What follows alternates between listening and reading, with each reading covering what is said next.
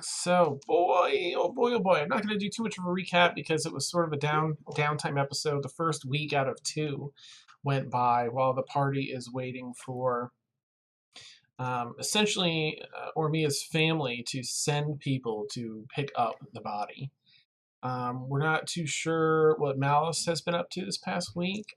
We may retcon it a little bit because Kevin had some work to do last week. He wasn't able to make it. But we do know that he was in his room at least that first full day, writing and crumpling up and rewriting and so on, letter to Ormia's family. Otherwise, people were doing some downtime activities. Was it more? Emil worked on some of his crafting skill and even crafted this beautiful. You gave that to her last session, right? Before I said that. Yeah. Okay, good. Didn't want to blow it if it didn't happen. And gave her this beautiful little silver forged, basically war forged miniature. I think Kaylin created another one of the grasshoppers, mechanical grasshoppers, with much success. And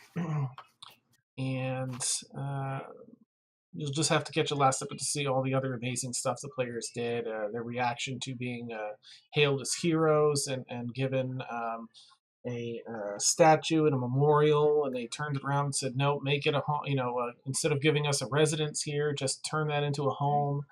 For the orphans and so on and so forth. But to do sort of a more dramatic recap and put us right where we are currently, which is essentially the first morning, I think, of the second week. A week's time has passed since the Battle of the Crucible. The dead have been collected and given proper burials. The survivors move forward with trepidation as rival factions come together now to forge a new future for Blackrock Landing and the Kingdom of Kite and Kine, now under the rule of the people. The celebrations continue as the second week begins. A people under oppression have finally, truly been set free to guide themselves. Craftspeople are busy this morning, and the clatter of construction fills the city streets as many areas of the city have begun the process of rebuilding.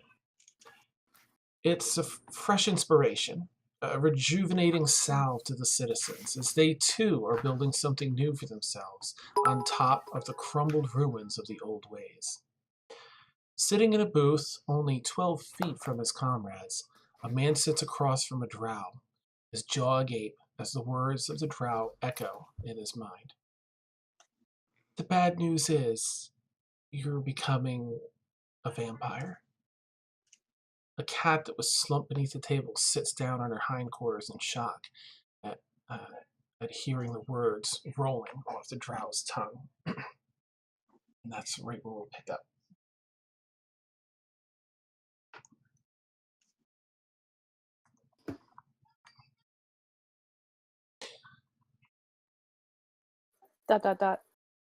Who's becoming a vampire? Oh, Emil. That what you weren't joking? No. I wasn't sure. No, it was not a joke. He woke up standing sideways on a wall after having a dream of some woman talking to him. Fun stuff. To be honest, I wasn't entirely sure if that was drug induced or not. Nice.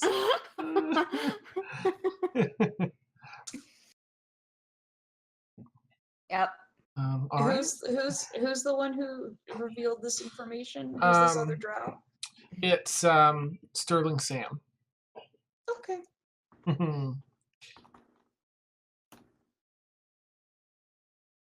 Oh, you're muted, Warren. I think. I'm mute. Maybe. Oh no!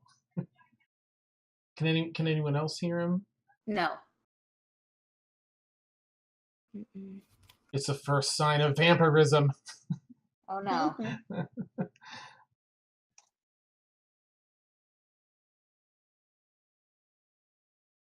Oh no, Mariah. Okay, so 2 boos down in the corner. The rest of the party, I'll give Award a minute to figure out what's happening with the audio there, because yeah, everyone else is down in the corner booth. Gosh, I really don't know what else to. If you guys have Yeah, I was anything. gonna ask where everybody was Oh. surrounding that. Mm-hmm.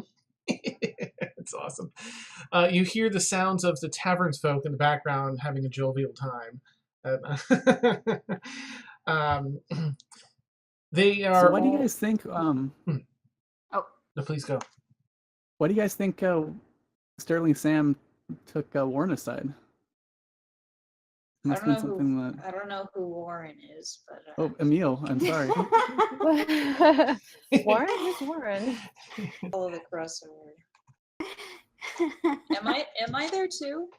Would I be able to hear above the crowd? Well, you wouldn't be able to hear Emil and Sterling Sam, but you're not in the corner booth, but you're in the table right adjacent to it, so you can Emrysina, you can hear the party. You'd be able to hear them at the corner table.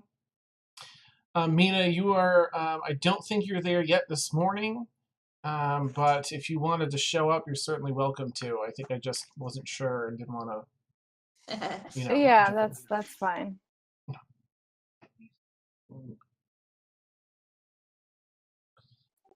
I'll just say that I walked in at that point.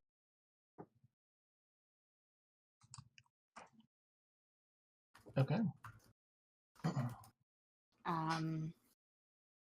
I have no idea what they're talking about, although I would really like to know.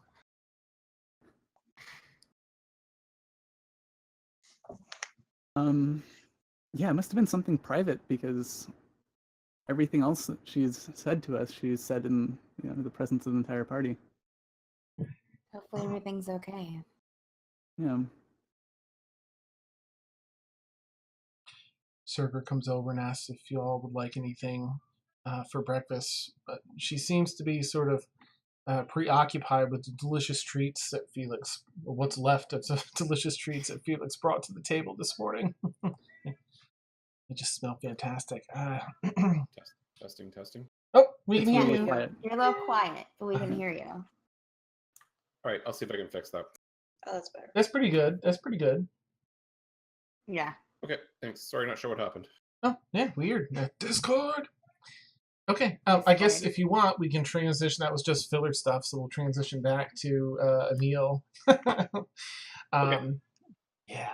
And I'll remind people that I pulled Sterling Sam aside to ask a question about a woman that I've been having visions of in my dreams, and the fact that I woke up standing sideways on a building, but more about the woman in my dream. He was asking about a woman. So, does the vision of the woman have anything to do, Sterling Sam, with the vampire? I believe so. I I've known one other person with such affliction that wasn't a raving mad person, and I believe that they spoke with their creator, their master, so to speak, through dreams, and when they were in closer proximity, through telepathy. It feels like it ties in. I can certainly look into it more. I could even, I can give you her name and let her know. Said she's good? Yes, if you're familiar with the calamity that befell Astralanor some 150 years ago, where Not much talking on the streets of Ren. Sorry, I didn't catch that. She was a major force that helped me and the leading party that tackled the great evil of that time and saved the land. except for all the scorched land. That was an unfortunate result of that final battle. And you would probably be a little bit aware, at least, of the scorched land. Maybe not that it came from this battle, but all the sea life in that whole area between the continent of Calais and Tegradoth up above, and sections of those two continents have just been like eradicated. Everything is dead. It is black, gnarled. The trees are black and gnarled. The soil, nothing grows. And they've been trying to figure out how to undo that for, well, over a century.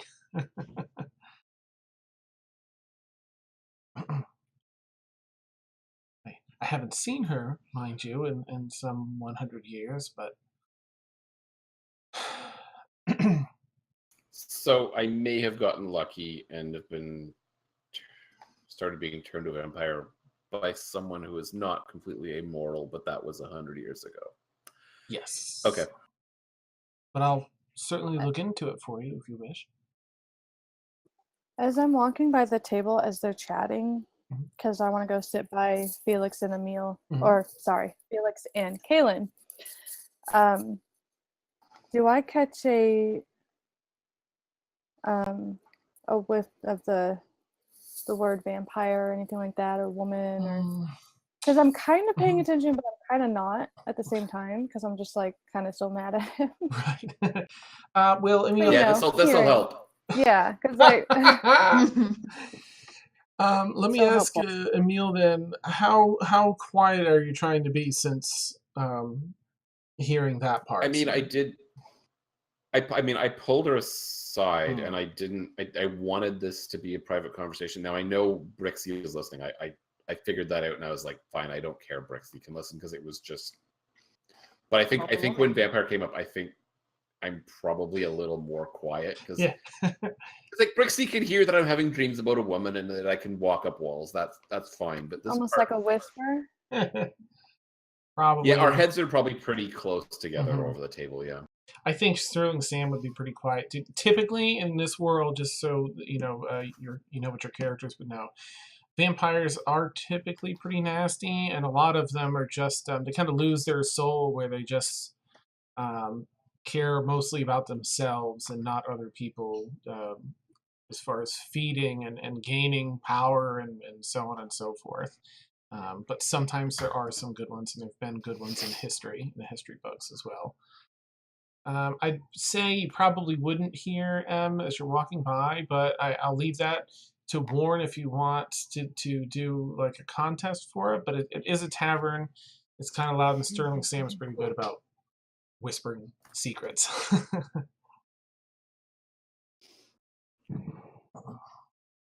I'll just walk by and sit down at the table with Kaylin and Felix and order some breakfast.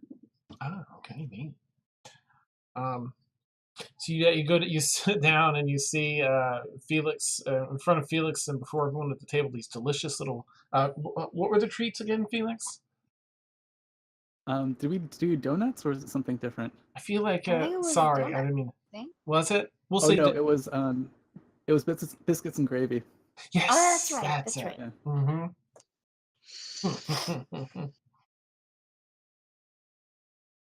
Might I have some? Please go ahead. Let me know what you Thank you. think.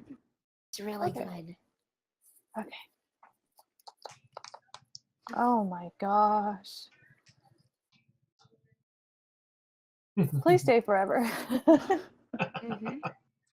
This is really good. What's it called? I'm not sure yet. Biscuits and sauce? No, that doesn't have a ring to it. I'll keep working on it. So what are you guys up to today? We were just talking to Sterling Sam earlier, but my day's kind of open. Did you ask Sterling Sam for anything earlier, Emrysina? No, not really. Awkwardly saying.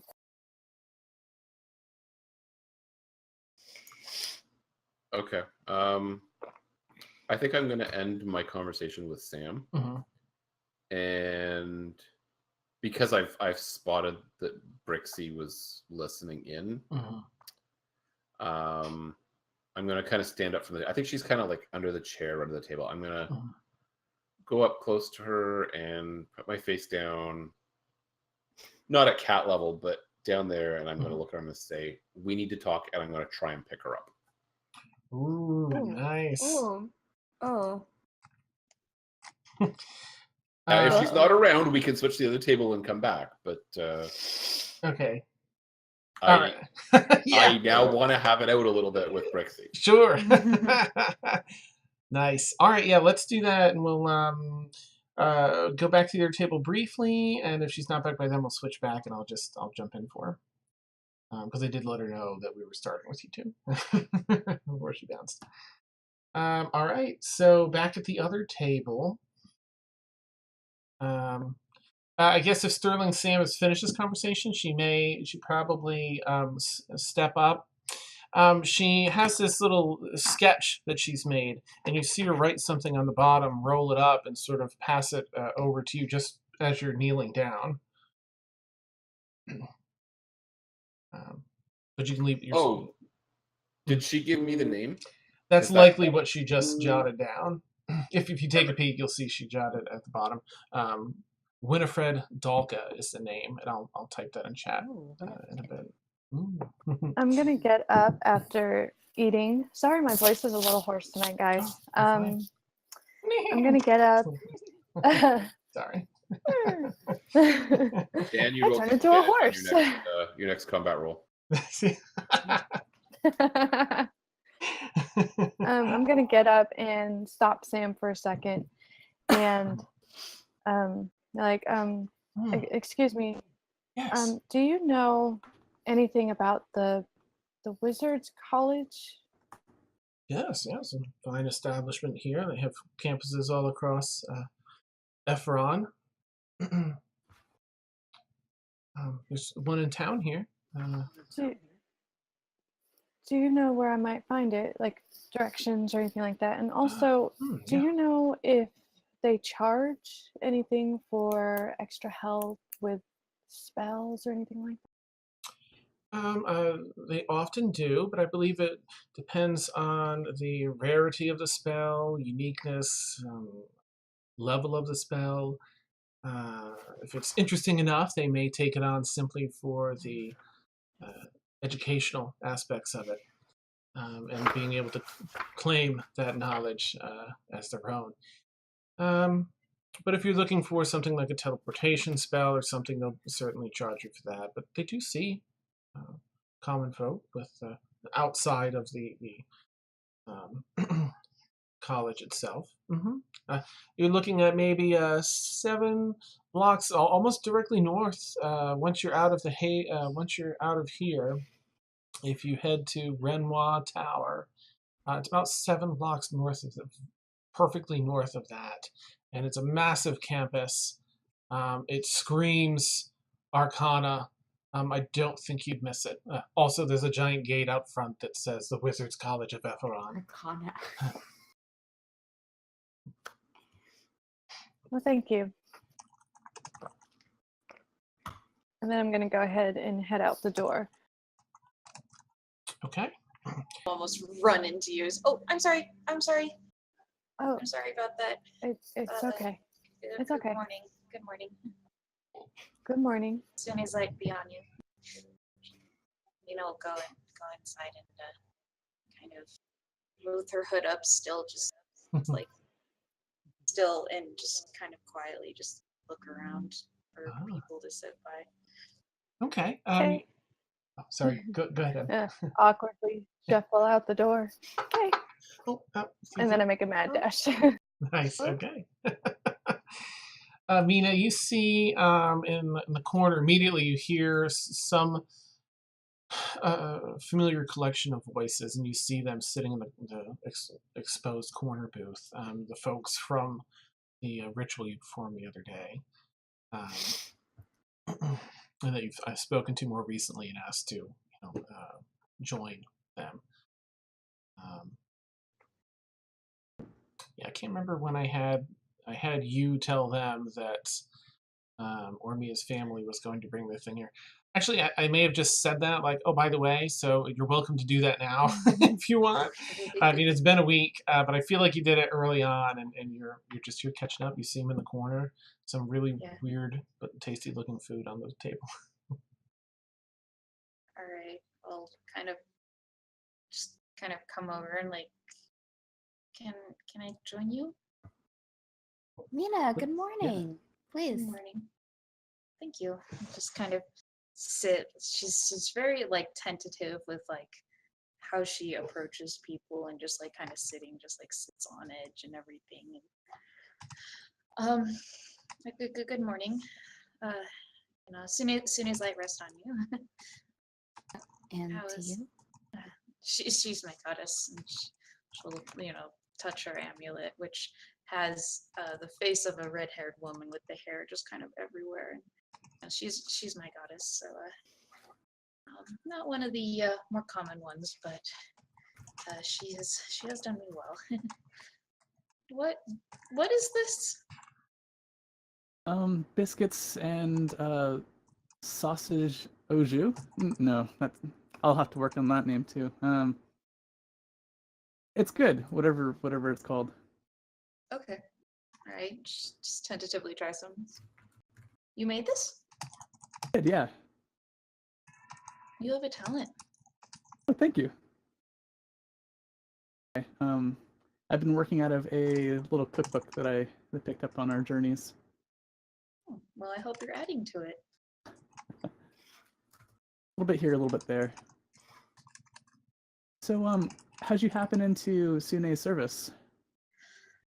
From my husband, may he rest in peace. He converted me. While he was in my village.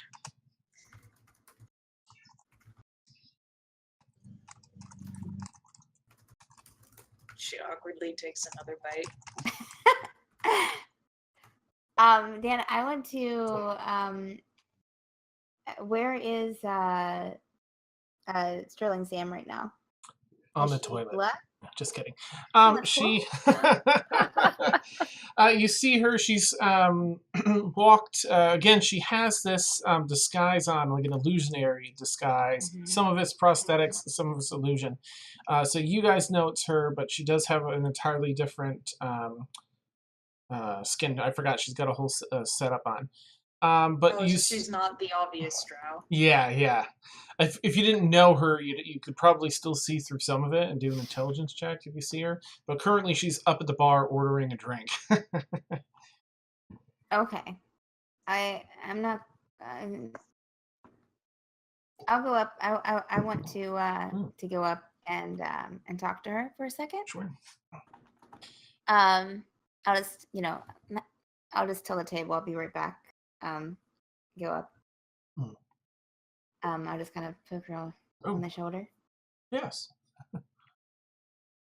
Hi. I was wondering, Brewer isn't with you this time? No.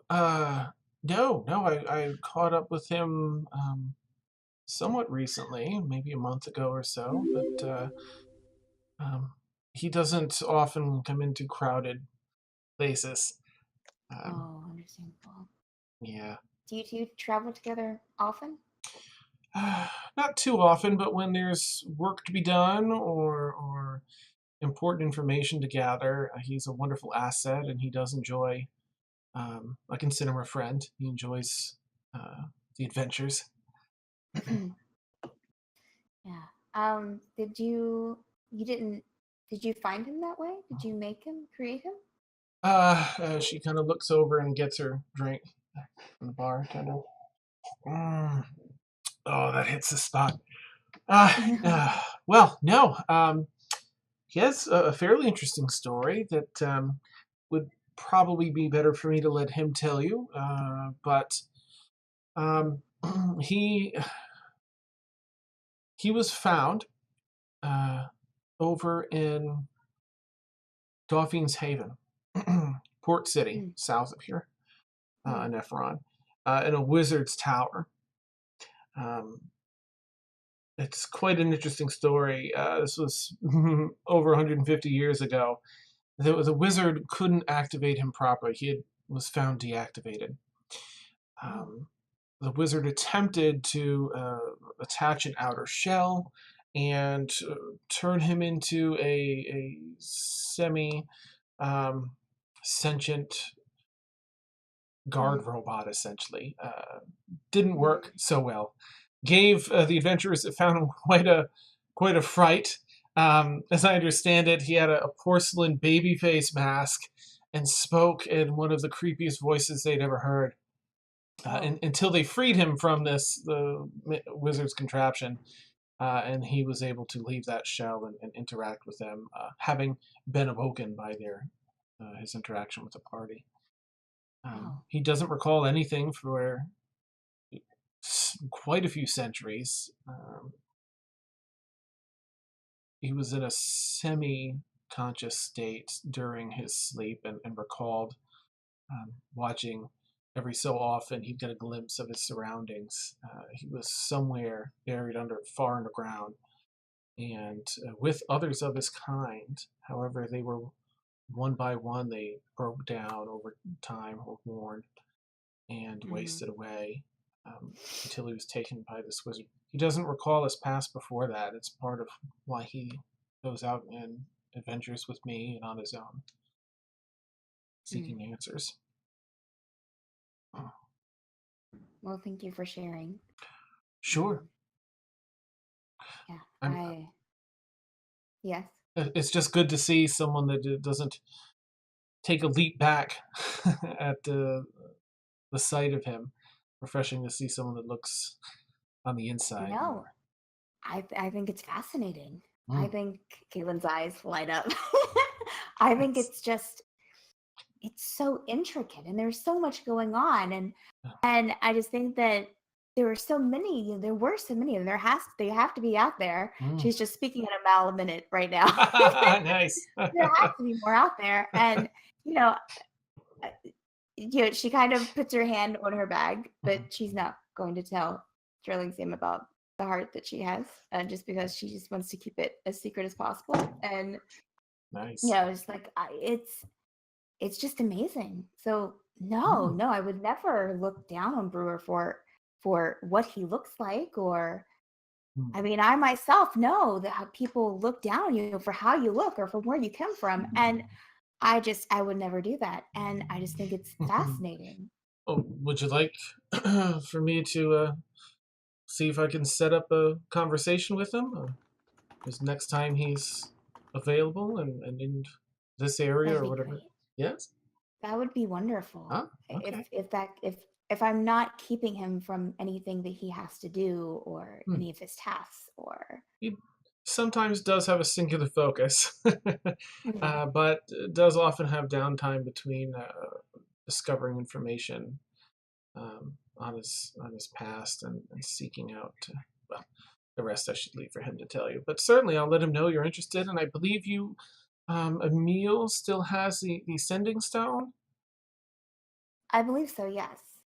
Wonderful. I will send a message then to coordinate if you wish. It might not be for a little time. I believe he was headed out toward, what's that island? Bon Nodir was the last bit of information he got. It's where most Warforge originated.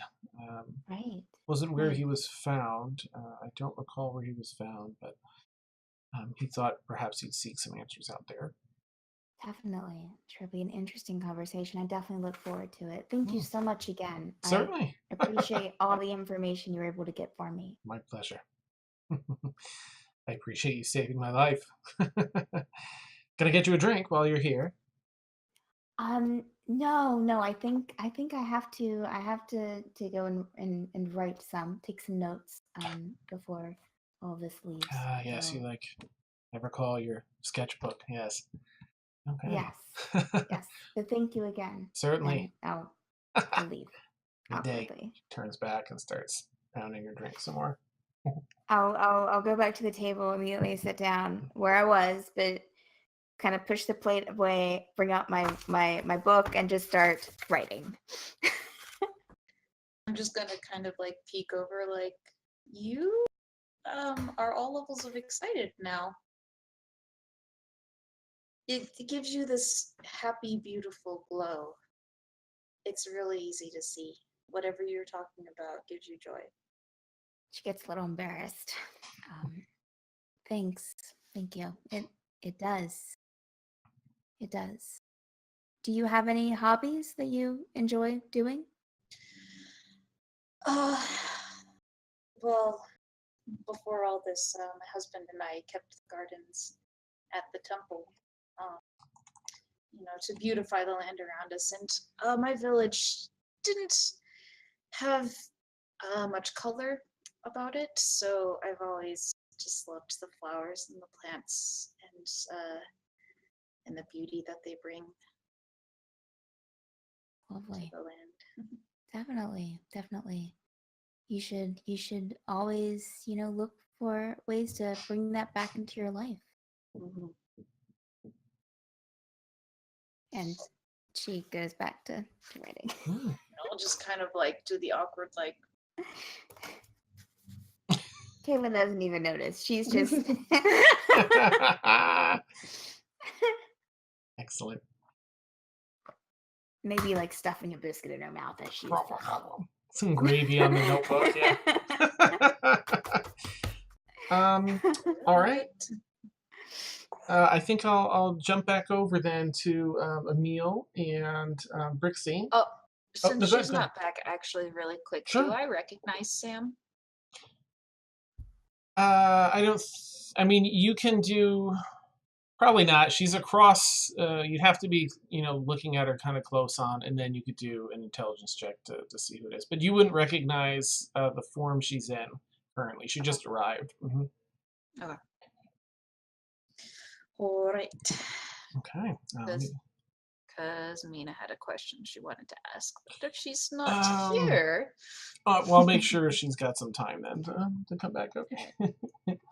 All right. Let me pull up Brixie's stats. So let's see. Emil, you would make an athletics check, contested by athletics or acrobatics for her, since she's proficient in athletics. I'll have her use that. Oh, she got a 4. I don't know if you can see that. Oh, No! That beats me. Oh my gosh. You go down to try and scoop her up, and as cats are wont to do, twists and twirls and scratches and hops out. All right. And goes to. All right. Yeah. Well, I don't mean to be rude, but Brixie, I would really like to talk to you. And then I'm actually going to walk outside, and if she doesn't follow me, that's fine. But let me see. All right, she's not back in. I feel like she had said that she was going to offer up some chase, but I feel like that sort of meets that criteria. You know what? I'll just do a roll since she's not here. I'll just do a roll, and if it's above 10, she'll come out. And it's a 17. Okay. She kind of, goes to kitty step away and pauses, looking up a couple booths down still from the rest of the party. She's like, she pauses. Pauses. A little horse. Dan, you have disadvantage on your next combat roll. Yeah. Too many puns. You're getting punished. Oh, that's amazing. And as she has a second thought, being sort of. Hold on. Oh, okay. Oh, here she is. She's back. Oh, all right. Can you hear us, Mariah? Do you have your? Oh yeah, I think. Yeah. All right, cool.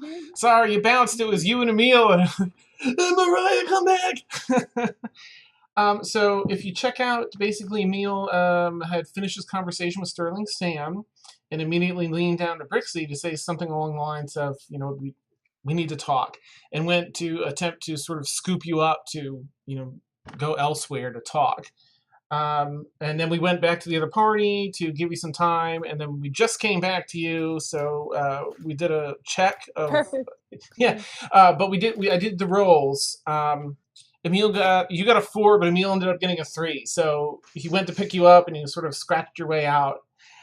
But then he kindly just leaned down and genuinely said, "I think, I'd really like to talk, and if so, follow me." And he walked out into the hallway to see if you would follow. And that's where we are.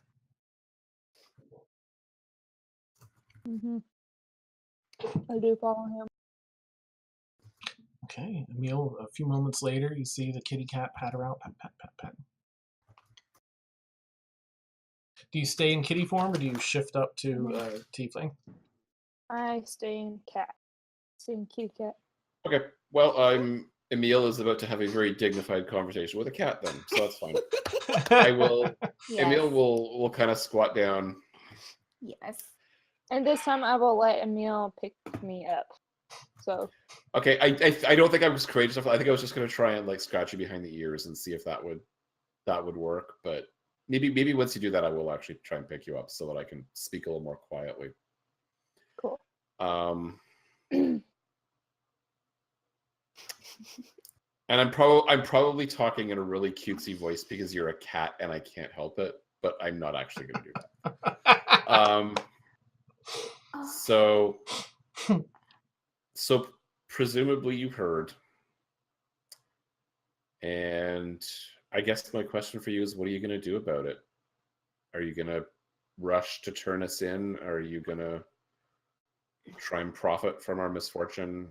I mean, you've been traveling with us since the Feywild, and I don't think any of us know who you are or why you're with us. And now you hold my life in your hands.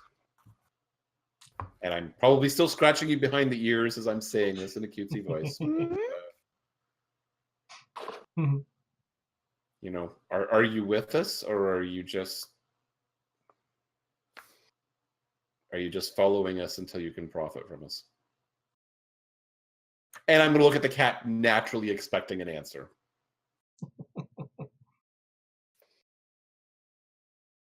Well, this is assuming cats can't talk. No, I know, but I let a cute meow. No, yeah, a meow. That's reassuring, Brixie. Well, I guess all I can do is hope for the best. I mean, yeah. I hope you're with us. And I put the cat down and I go back to the table and rejoin the biscuits au jus. Neat. Brixie, I go back to find Emrysina. You look around for M, and you don't spot her anywhere. It looks like she took off. But Okay, you see, I go wander. Oh, go ahead. no, that's what I was just going to say. You see everyone else, at the table, and of course, Sterling Sam up at the bar. Okay, I find Felix. Go. Be with.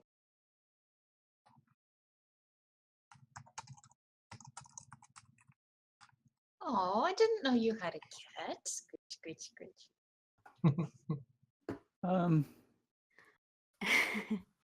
How to explain the situation? It's not that we have a cat.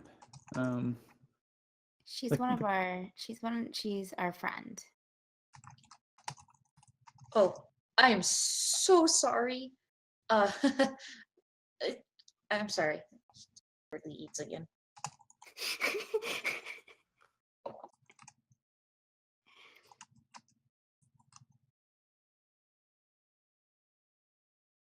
I hate to bring up a sore point, Mina, but I think you mentioned that you were you at the Crucible? Yes. I'm sorry.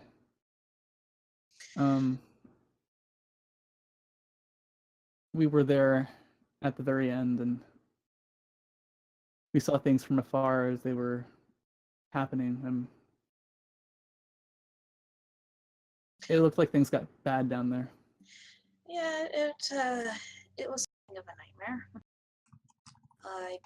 I have been through my share of fights and raids and torture sessions, but I've not seen statues come alive and kill people before. That one was new.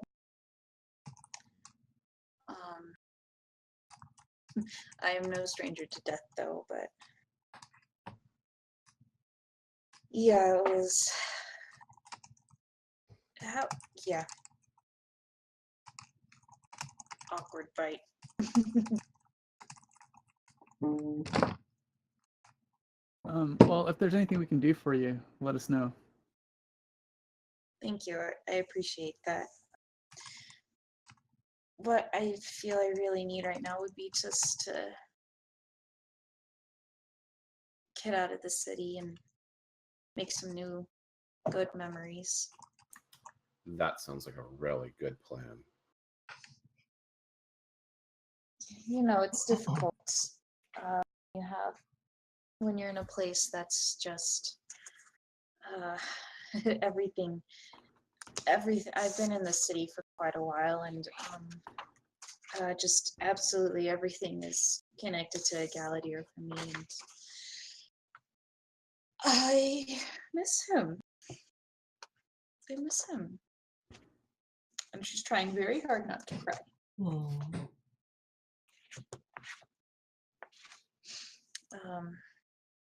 But you know, he's with the light now, so it's all right. I can call on him if need be.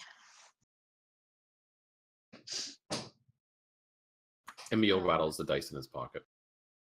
I'm sorry for bringing the conversation down, and I try not to be so dour all the time, even though people expect it from me. Being who I am. So tell me, everyone, tell me about yourselves. Remind me of your names again. I'm sorry, I'm very bad at remembering names. Well, I'm Felix. Felix, okay. Okay. I'm gonna forget that, but okay. I'm Kaylin. Kaylin, okay. All right. And who? And she'll look to Emil. Emil takes a moment to answer. He's a little bit kind of lost in thought. Oh, my name is Emil, but sometimes I go by Eckhart. Okay. That's What? Caitlin just looks at him. Serious face. I don't see how you would pull that nickname from that, but all right. You wouldn't. Less a nickname, more sometimes I look a little different. I'm sure you understand. I definitely understand. Oh, and our cat friend is named Brixie. Brixie. Scritch. And there was the other elven lady in your party, correct? And Yes. that other snooty elf, a man. I think he probably skipped town. He got into some trouble. But He came in a few times to come pay respects to the body of your friend. Really interesting. I don't think that he would just leave. Well, he may have started a war. I mean, isn't that what happens when people from a royal house kill people from another royal house? Isn't that what happens? You're asking the They wrong were person. royalty? I don't know. They were nobility. It's all the same.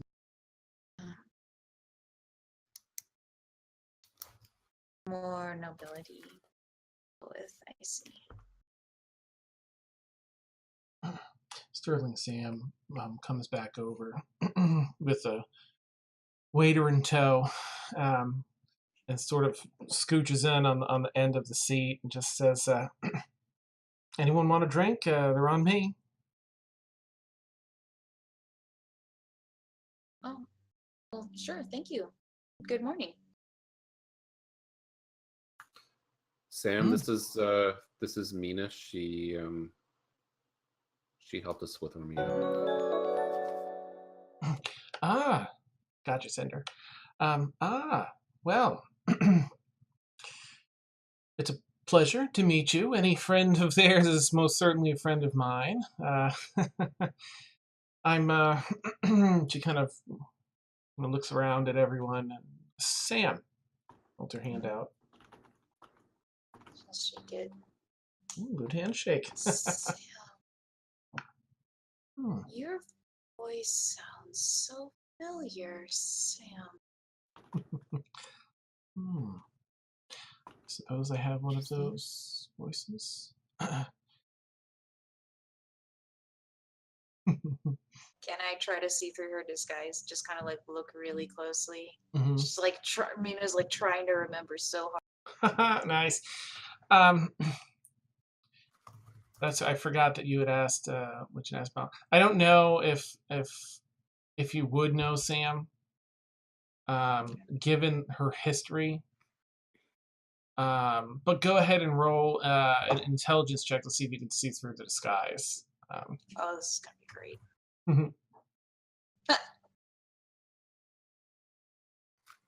That's a 7. Yeah, it's just like the voice does sound familiar, but the face is just. And I'll get with you after to see if we can make that other thing happen. Yeah. Have you met this person before? You look really familiar, like there's something in the back of my mind, but I guess that is just me and everything that's happened this past week. Forgive me. But it's very nice to meet you. You're, and still look to the rest of the group. You all know that you've all worked together before? Most of us, I think. And I'm kind of looking at Brixie as I'm saying that.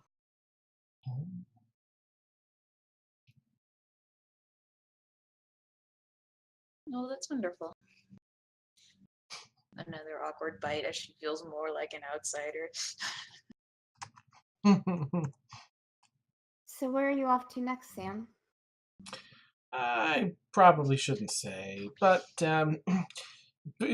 fairly far away from here. How about all of you? I've been there. That's a nice spot. It really is right now, especially.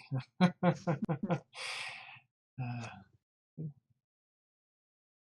lot of promise here in this city right now, but sort of a house of cards. So viewing from a distance, sort of my thing. Sure. I have a feeling we'll find something to get into. Thanks to your information that you gave us.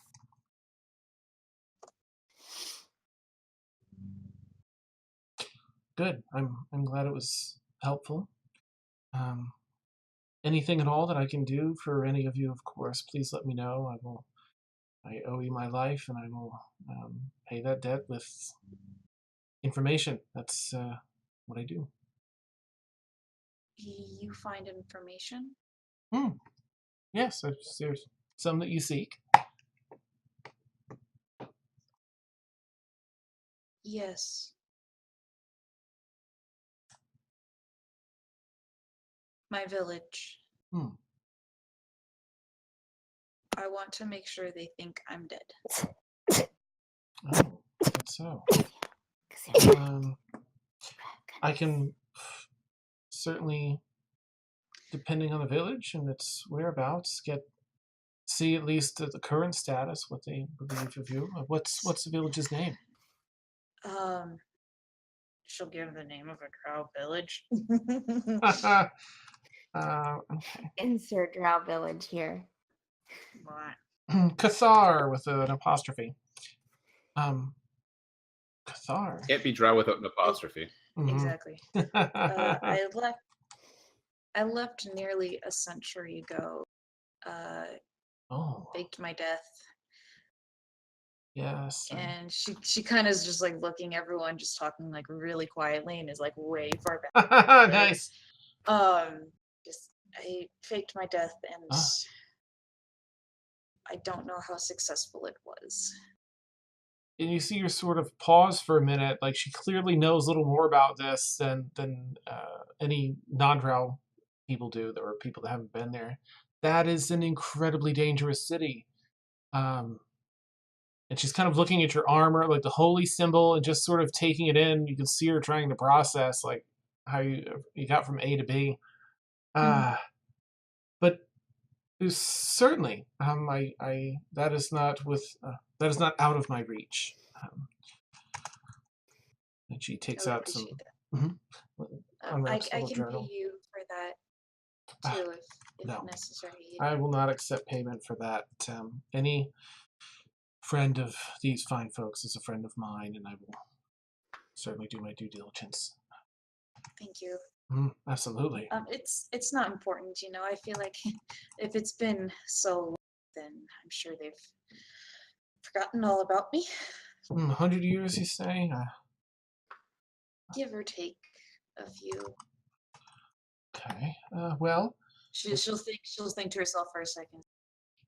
It's been 117. All right. 117 years. Well, it'll take me a little time to get information from Cathar, but I will certainly pass it along. One of your compatriots has a sending stone of mine, and I can pass word on a meetup. I don't relay too much information unless it is critical, time-sensitive information across the sending stone. There are ways to listen in on that. I prefer to do it via a contact of mine or myself, as I am today. All right, very well, thank you. My pleasure. They wouldn't know me by this name. Oh, may I ask the name? If you don't feel like saying, you can write it here. She rips off a piece of her journal and hands you. Yeah, she'll like write it in like very, very small and just kind of like cut it out, don't yeah, and just kind of slide it over. He takes it, folds it, puts it in the journal, wraps it up, and tucks it on the inside of her pocket, robe. Well, I see. Oh, goodbye, somebody. And welcome back, Mariah. I don't know what's with Discord, but this happened last week. It will work fine, and then you guys freeze. Oh Weird. no. And it will just automatically reset itself. A Discord out. Yeah. Nice. All right. So, oh yeah, please go. Dan, Mhm. if that happens again, now you know. Okay. To All mention right. to you last. Thanks. Okay. Brixie, is there anything you want to add? Any other interaction you want to do while we're here? I'm going to transition to M in a sec, and since you were gone, I just wanted to check. I want to hop off of Felix, and I really want to try to find Emrysina cat form. So. Okay. Emrysina is so far gone. You can look. You can certainly look, but you won't be able to pick up. Yeah, exactly.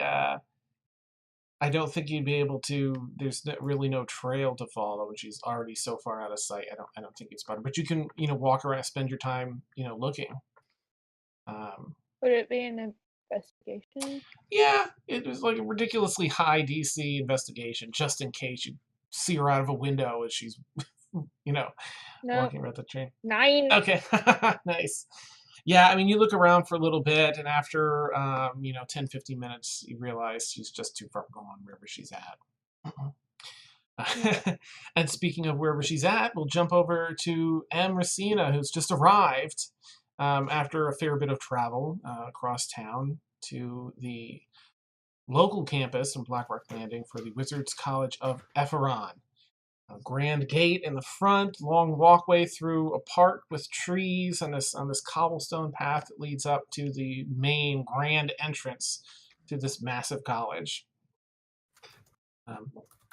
Golden barred doors swing open by themselves as you approach, and inside is a desk on the left and the right. The left one doesn't have anybody there, but the right one is manned by sort of a short, kind of rotund. Oops. Oh, did I seriously? Oh, here it is. Thought I closed my notes out. No. By a short, rotund human in what looks almost like wizard robes out of Fantasia. They're blue with a bunch of little sparkling lights on it. As you approach a little closer, you see they're actually moving, much like the night sky. He's got the pointy wizard's cap that really doesn't fit his head. It's a little too small for his head. His back is to you, though. He's working on some books and some sending some items up in these like pneumatic tubes, except arcane. And they get sent through other areas in the campus. He's just humming to himself. I'm just gonna take a quick breath before because it's a long walk, you guys. 7 blocks. Even though I'm an elf, it's no joke. Oh, ma'am, yes. Excuse me. Yes, how may I help you?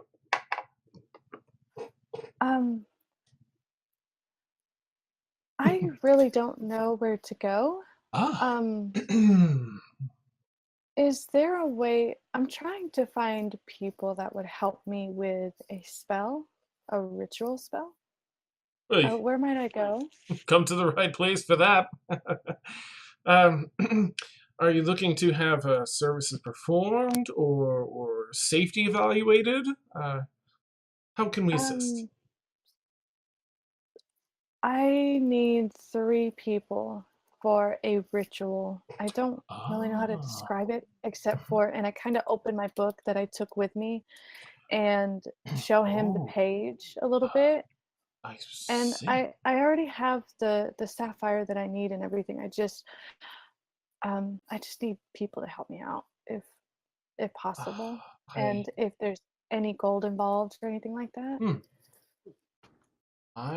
Let me put you in touch with Rigtoth. She may take this on at no charge. This is very interesting. May I ask where you found this book? I got it from a genie. That makes sense. Wait right here, please, and I will send a note for Rigtoth. And he turns around and scribbles the note down and places it in the tube. Ooh, you can watch it. It's like a little clear tube. Certainly. And he sort of stands there awkwardly for a minute or two. So I'm just gonna kind of sit down. Yeah, he starts to talk, and you turn to sit. And he goes back to work awkwardly. Tube comes back a minute later and unscrolls and yes. Please head down to. There's an elevator. Head straight down the hallway to the end and use the elevator. Once you step inside, just call out for the 15th subfloor. And that'll bring you to Rigtoth and a ritual chamber that she's preparing. Please. Oh, okay. Thank you so much. Good day. Good day. And you go walk in. Okay. You've seen this elevator before in Renoir Hall. It's got the gate that collapses as you open it, and then the door opens up and you step inside, or vice versa, and then you shut the gate and speak 15th subfloor, and it just opens back up immediately, and you're there on the 15th subfloor. It's an instant good, because I was hoping it wasn't like a Harry Potter mishap. Nice. As the door opens, you see a very long hallway. In fact, you don't even see the end of this hallway. It just goes on and on. There's a faint, kind of bright light at the end of the hallway, and door after door after door after door offset from one another on the left and right side of this one long hallway. What do you want This to do? makes me really nervous because it's a very long hallway with like nobody in it. So I'm kind of walking really slowly, but kind of I'm alert. And I try to call out a little bit because I'm just wondering if there's people in here. Like, hello, Sure. hello. And I keep walking. Okay. You continue down this, it's sort of an almond white wall. It has like a stucco kind of look to it. White tiles with a red carpet with gold trim that line this, again, narrow hallway. It's only about 10 feet wide or so. So narrow-ish for a building this size. Golden wall sconces that have blue arcane flames that just flicker and stay lit. You only have to walk about a minute or so, not even a minute, before you see a figure open a door several doors down and kind of wave and kind of lean down under the door jamb and out into the hallway. Down here. Oh, okay. I walk towards the person. Okay. Hi. Yes, she kind of Looking looks for down. some help. Yes, you must be here for the ritual, yes? Indeed. Please come in. I've prepared a chamber here. And this is a pretty tall half-orc woman that's kind of looking down at you. Her head's higher than the jam, so she kind of gestures in, her shoulders like at the jam level. After you. She looks down. Well, nervously say thank you and walk in. She kind of ducks down under the jam and walks in behind you and shuts the door. And there's a relatively small, maybe 20 by 20 foot room that has bookshelves that line a number of the outer walls, a desk that has nothing but scrolls and a few different quills. And then in the center, the floor in here is sort of a very light white stone of some sort, solid stone floor, has this light whitish hue to it. And there are a couple buckets of chalk that are set aside. I understand Rudy at the front desk said that you have a very interesting ritual. May I see to assess any costs that you may incorporate? If it's unique enough, I'll likely do it free of charge, mind you. Certainly. And I take out my book again. I show her the page with all the information on it. And I have the sapphire that's needed. I just out of people. Yes, it is good you came to us, as it's very wise to have arcane intuitive people help you with rituals, especially as interesting and complex as this. She sort of flips, back and forth between that page and the page after to sort of get a feel. I may ask where you acquired this book. This is marvelous information. Well, I'm part of a group, and this genie gave it to me. Genie? Yeah, we did something for him, and he gave me this book as my gift or prize receiver. Yeah, might I ask something? I don't see very much of your kind in the arcane. What got you into this? I was born with this gift, though at first it was quite a curse. As you say, many of my kind don't have much to offer in the way of magic.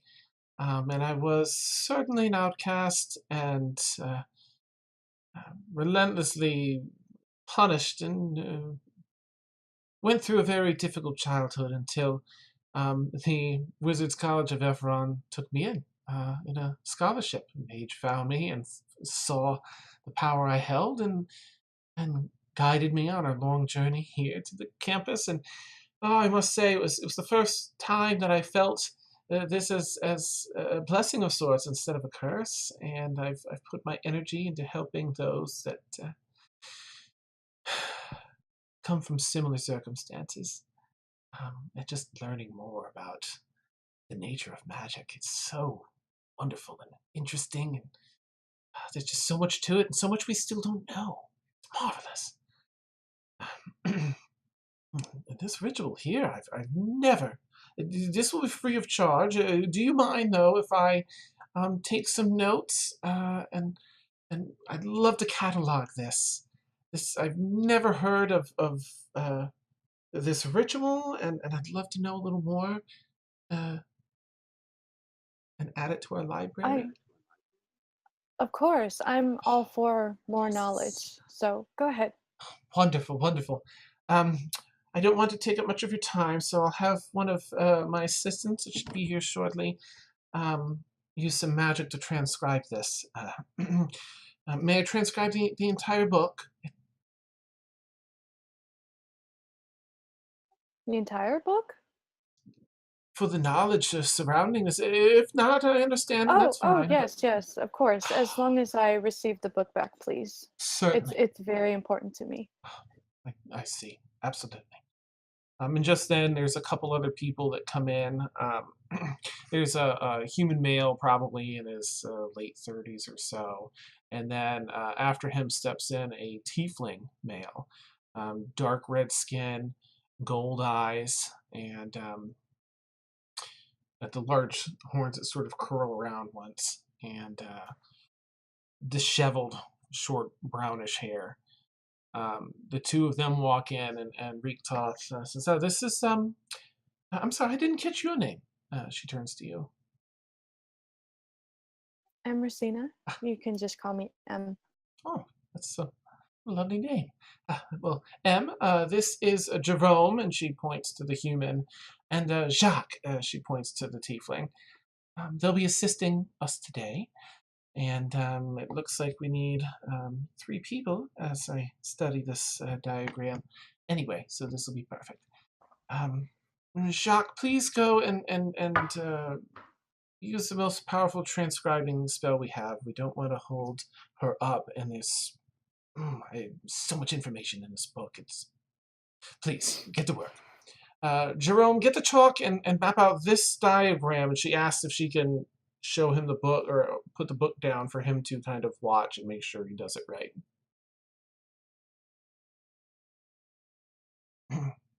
Is it okay if he holds the book just for a moment while he lays the chalk out for the ritual? Yeah. Wonderful, thank you. I want to be respectful of your properties, so and he most I still keep a close eye on everything, though. Sure. Okay. After, it's probably a good 10-15 minutes where Jacques is transcribing, Jerome is etching out this chalk, and Riktoth is keeping an eye on both of them, getting everything, making sure everything's going the way it's supposed to go. Before the ritual in its entirety is set up, there is a large circular rune with a number of little offshot symbols around the edges, and within this circle is a triangle. At each point, there's a smaller circle around the triangle, and then a number of larger inlaid symbols over that. Not any symbols you recognize yet. A joke for myself, sorry. I did it, I'm like, no one else is going to get that yet. Wow. Let's see. And in the very center, there's a line that shoots from one point and just completely bisects the circle. And along that line, there is a larger circle near the back of the room, and then a smaller circle just in front of that. Riktoth says, so yes, the fire opal goes in the small circle, and M, You sit in the center there in the larger circle right next to the fire opal. If you would, please. We're ready to begin if you're ready. I You're in good hands, Em.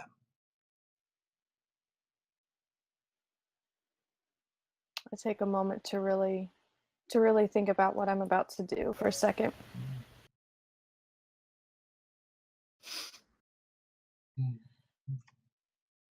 Okay. Wonderful. Just Step into. get a little chill as you're really facing that moment of commitment and unknown. Scary. You sit down in the circle, place the fire opal in the smaller one, and now so you and the fire opal are in the center of this large circle. The point of the triangle that bisects that, Reek Toth goes and sits down in that circle and tells Jerome and Jacques to go, instructs them to sit in the other two triangle points. I stop them for a second and tell them if anything goes wrong, Yes. please let my group know. And I tell them the names of my fellow group members and everything and tell them where they're at. That way, if something happens, please. Absolutely. You are definitely in good hands, but you do seem to have a good understanding of magic. That it doesn't always go. Happen even if you do it correctly. Yes. We will take the very best care of you should anything happen, and we will definitely inform your friends immediately. Thank you. Okay. Let us begin. And she snaps her fingers, and the lights dim in the room.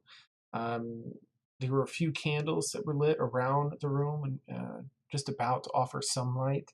And you see, as the lights are very, there's very dim light. Aside from the flicker from the candle lights, the chalk itself has a bit of an iridescence to it. It goes from like an aqua green to a very light mint green and over through a couple different shades of blue. And depending on how you move back and forth, it kind of reflects differently. And they begin chanting. They gave you your book back, I should say, once the chalk was done, so you've got your book back. It's been transcribed, so she's reading out of the transcribed one now. And they begin chanting. Reek Toth begins with a very long chain of words that seem to cycle, but she's saying something that lasts from the book that is 20 phrases before it restarts. And almost like row, row, row your boat, Jerome jumps in like halfway through. And then Jacques does this almost like a melodic singing to the chant. And so it feels a little bit like sort of like a prayer circle for a moment until you feel a bit drowsy. Oh, that's so awesome. Oh, that's so nice. Yes. Perfect. You feel drowsy and you rest your eyes at that spot. And everything's is black as your eyes are closed, and you just hear Reek Toth. Even though she's still chanting, you can also hear her say, place your hands on the fire opal.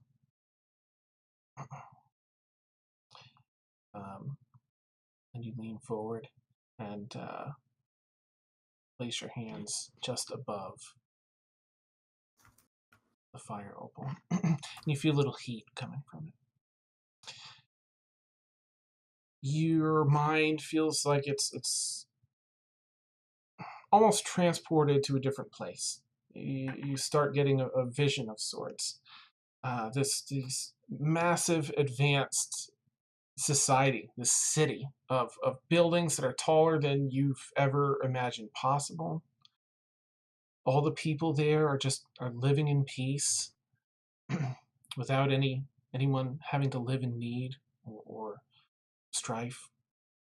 The scenery is beautiful. There's harmony with nature and the construction of and the civilization that's here. You see large humanoid creatures flying through the air, some landing in, most of the buildings have balconies, and these creatures just sort of land and walk in and go about their business. You're sort of floating through the city now around the buildings. You see little winged children at play in a park, and around some more, and you come to this giant structure past feels like a few miles outside of the city you're looking at. This huge stone structure, and there are a number of these winged creatures sort of leaning down, almost as though they're praying in different areas of this, at the base of this. And the vision cycles through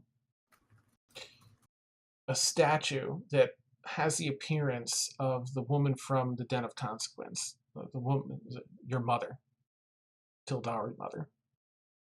And you recognize her as your Tyldari mother. And you just beyond your grasp are some memories of her, and that true connection of that's my mom.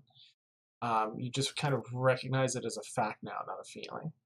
And the vision then passes through you and goes to her mother, and then past her through every ancestor of yours that has ever undergone the rite. It passes, and you start seeing them going through the rite in your vision, one after the other, just backward in time down your ancestral line. It continues to cycle faster and faster to this really high speed, where you suddenly burst forth through that vision into this bright blue, cloudless sky. And you feel the warmth of the sun on your back and the wind beneath your wings.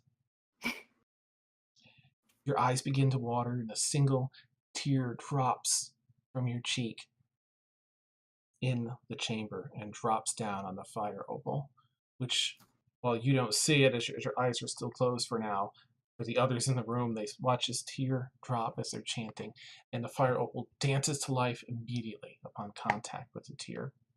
It actually, as you lift your hands off of it in this vision state, the fire opal begins to bubble and melt down, slowly shifting its form to that of partial liquid, almost liquid, and then it draws out as though something is extruding pieces of it, and it changes form into this massive feather.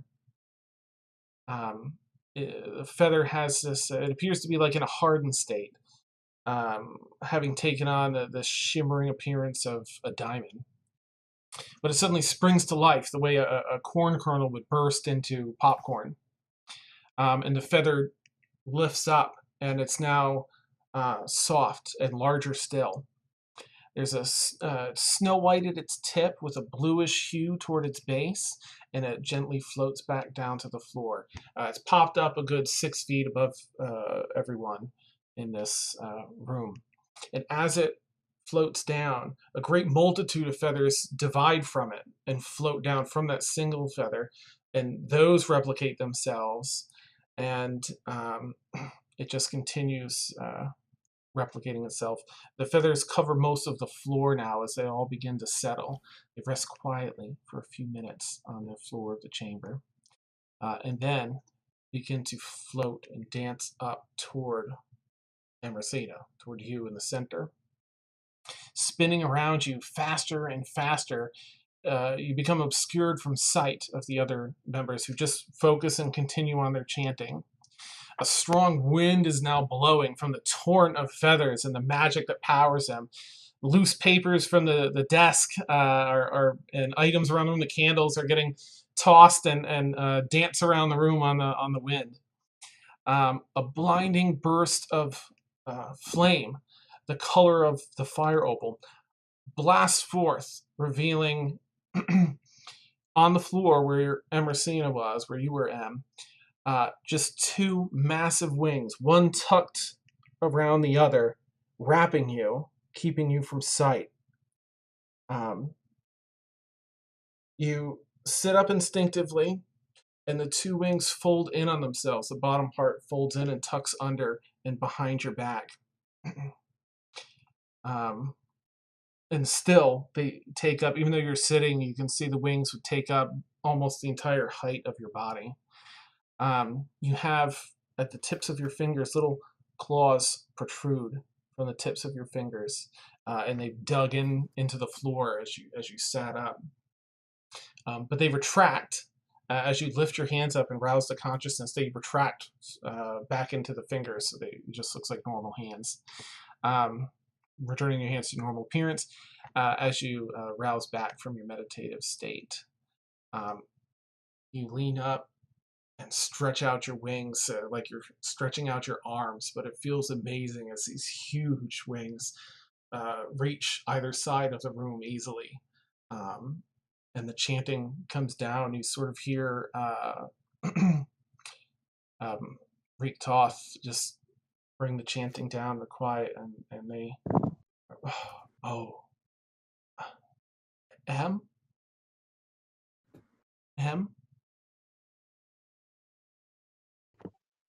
I'm here.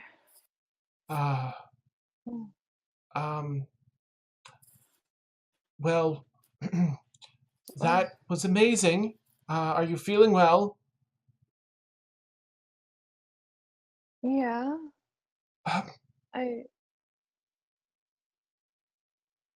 Yeah, I'm okay. Well, maybe you should just see. And she points to one of the empty walls on the right hand side from where she's sitting, and casts a spell on that wall that just makes it into a big mirror. As you turn, you see these massive wings up behind you, much like the woman from your mother from the Den of Consequence. What in the world? What happened? Well, I honestly, I have to research a little more, but it seems that this is putting you in touch with perhaps, I don't know, this could be another. I feel like you are partly of another race, perhaps. I'd have to do more research. It seems natural. This isn't a manipulation of magic or anything, trying to create something new, but rather the spell itself was tapping into your heritage or your inner self and releasing this. Beautiful, stunning, and I've never seen anything like this. You're incredible. Neither have I. I need a moment. Certainly. And that's where we'll take our bio break. Bam!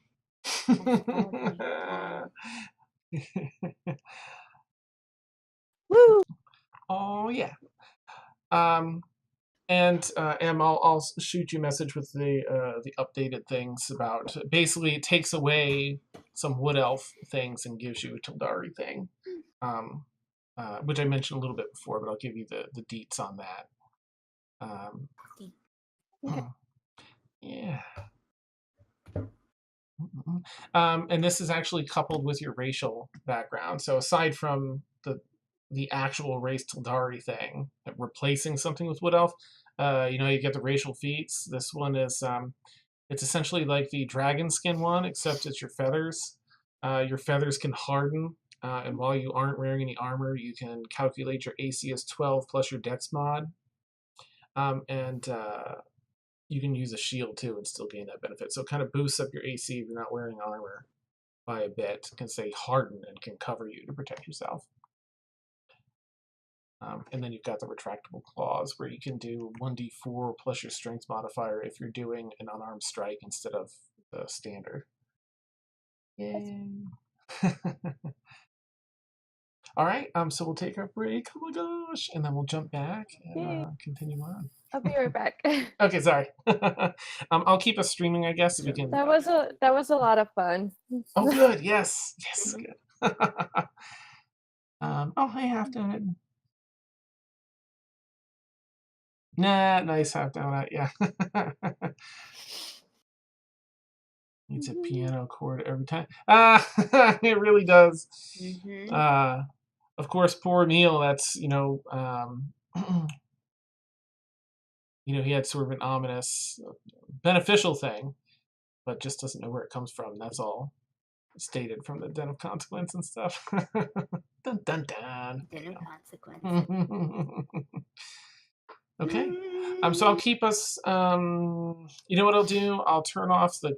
I'll put our "Be Right Back" thing up, but I'll leave the sound on so we can still keep in touch with chat. And I'm just gonna make some fresh coffee, and then I'll be back. Coffee. Coffee. Chocolate coffee. I have to give you a hard time.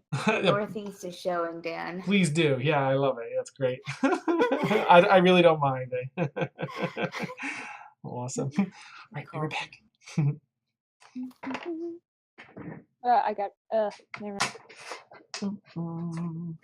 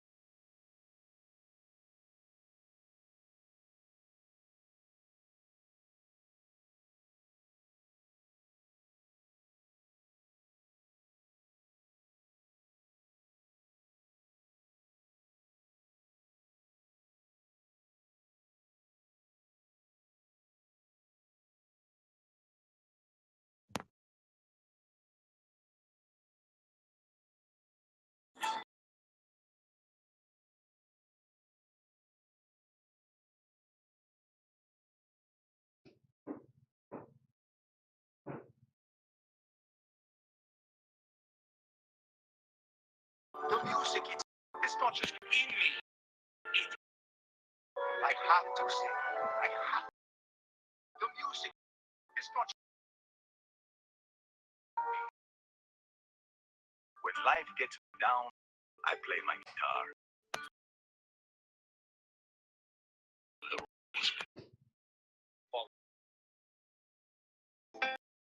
You know that feeling? Like there's a song, yeah, and it's playing.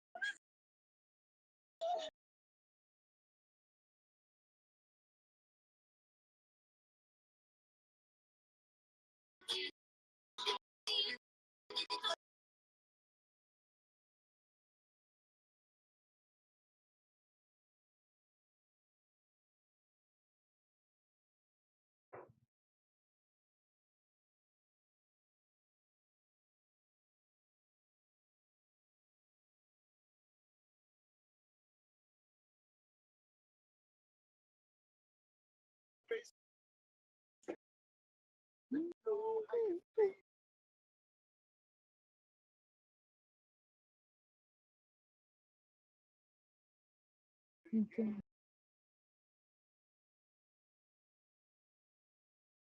Huh.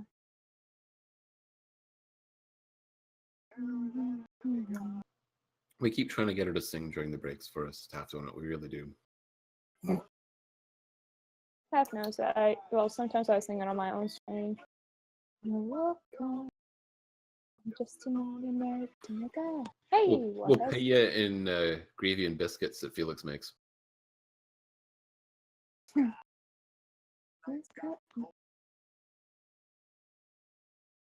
You're looking at me.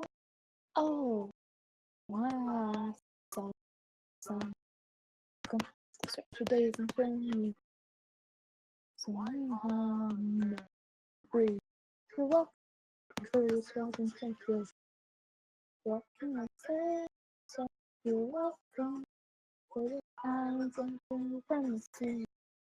So you praise. Hey, you're welcome. And that's no way you're for me. Welcome. Welcome. Come to think of it, kid, honestly, I can go on and on. I can go on. Without the what other man just makes me laugh. I can't know. I bury it scratch. I'm usually got no. But listen, never very clear. I'm not always in the right. Capture you again. Ah, that part I get. Tongue twist. Ha ha ha ha ha. Hey. Anyway, say welcome. Wonder what we know. It's okay. Welcome. When you think of it, I gotta go. It's okay to say welcome.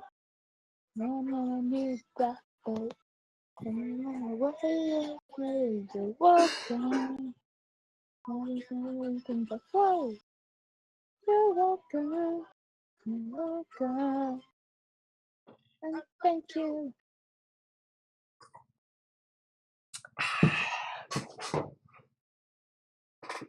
Oh no. I don't know if you can hear that, Warren. Oh, nice. It's awesome. Oh, great headphones. Kaylin, you've got the different art up for your away picture. That's awesome. No, go away, Phil Collins. It's supercalifragilisticexpialidocious. Even though the sound of it is something quite atrocious. People say it. No, oh, it's supercalifragilisticexpialidocious. I actually know how to spell this song because of the Broadway show. Nice. Love is not an open door. Ugh. Oh, here's my favorite one to sing in falsetto. Nope.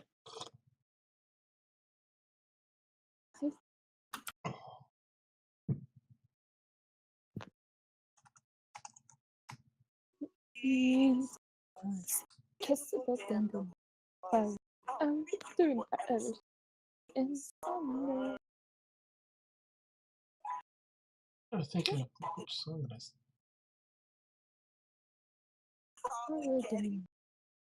In summer.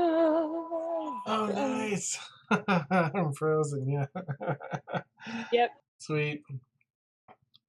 All right, I'm gonna put our video back. Vidya, so everyone can get a kick out of Steph's away art that she ripped up. That's amazing. Emil's silver warforged there. Proud.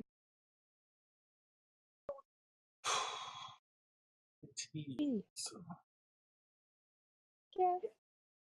I guess the service to the oh, fresh coffee.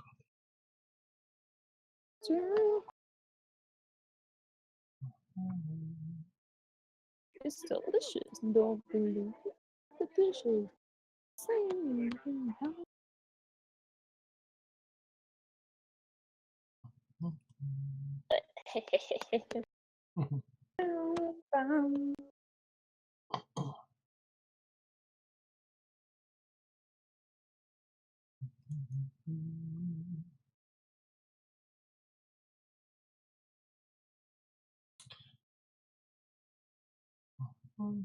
Oh, great. Oh, no. That could go horribly wrong. I guess for for Gather Your Party, the theme is Gather Your Picture Show, and it's Rocky Horror. Oh gosh, Yes, wow. Ivan Van Norman's on there. That's awesome. Let me guess, Ivan's there. I don't know. I don't know who's the guest this week, but it's either gotta be Taliesin who picked it.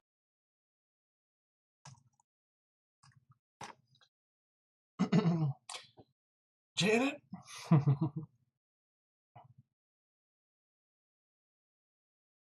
don't think.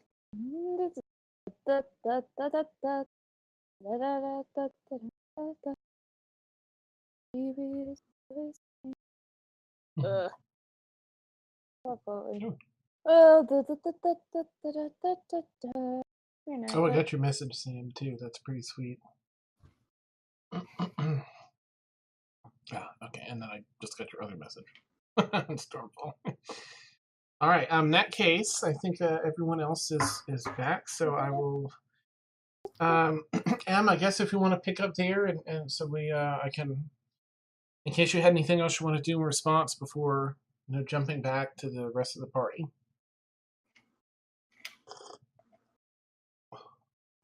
1 second while I swallow my food. Sorry. Oh, look, she took a bite. And go, Melissa. Yeah. Damn it.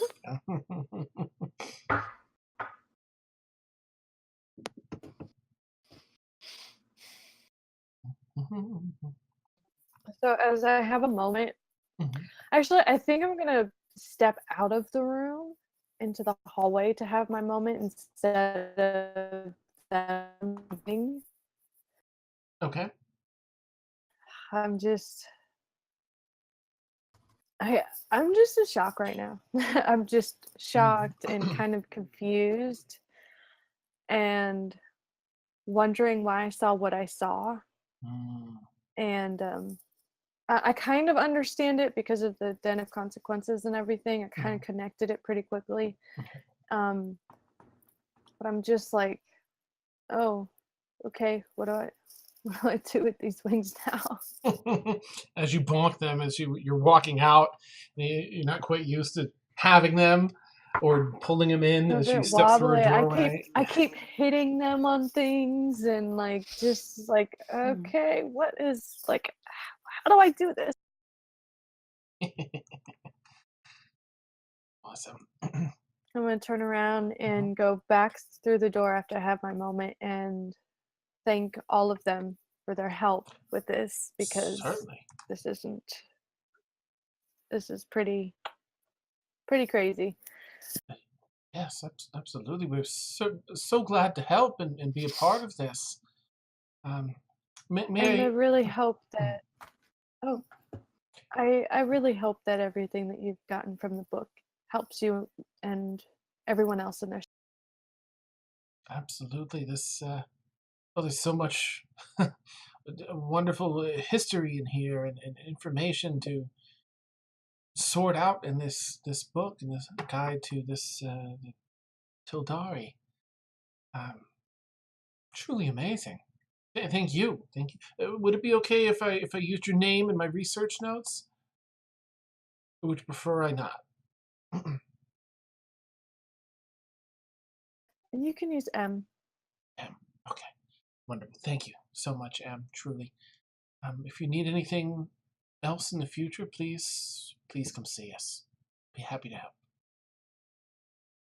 Indeed, I will. Thank you so much. Indeed. She kind of leans down a little bit to shake your hand as the other two are cleaning up the room. I'm gonna try to walk out the door, but I'm kind of awkward, so I'm kind of like wobbly just a little bit. Nice. Go down the hallway, just like try not to tip over something, like just. You know what? Make a dexterity saving throw as you're kind of getting used to these and walking down the hallway.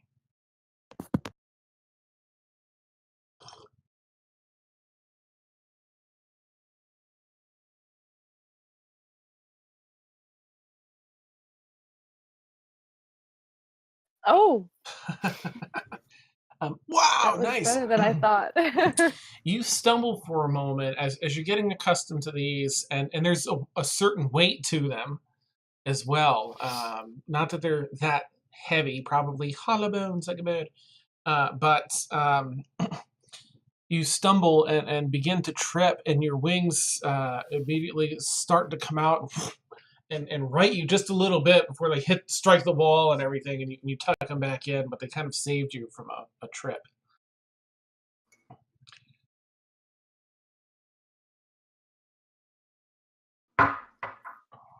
As I walk out the door from the hallway and I go more towards outside where the guy was in the front, I'm going to take a moment to spread them out as far as they would go, just to see how big of a wingspan I actually have.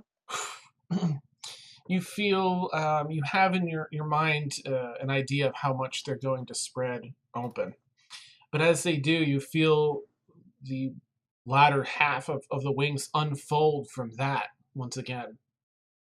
And there's probably a good, let's see, if you're about a little less than 6 feet tall, I think, you probably have a 20 or 25 foot wingspan.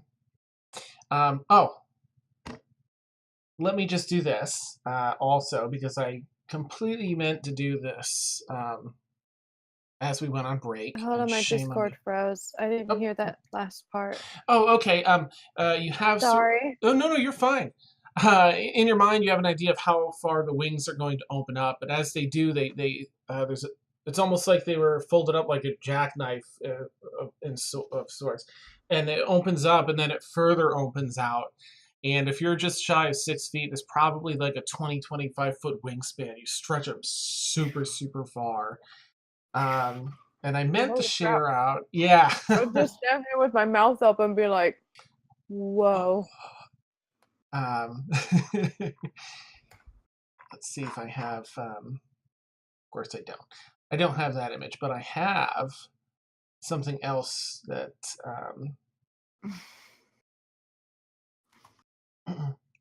Okay.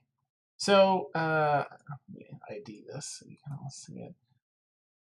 Super props to Steph. Oh gosh. Wait, what? What? Is it art reveal time? What? And Oh, on Fantasy Grounds. I know, Fantasy Come Grounds. on, Is like, Fantasy Grounds. Once it loads. I meant to pre-share it, but I didn't want it out there until I thought about pre-sharing. I'm like, no, I'm gonna wait. Oh my god! Yes. Let's resize this amazingness here so that viewers can catch it too. I like my cat form.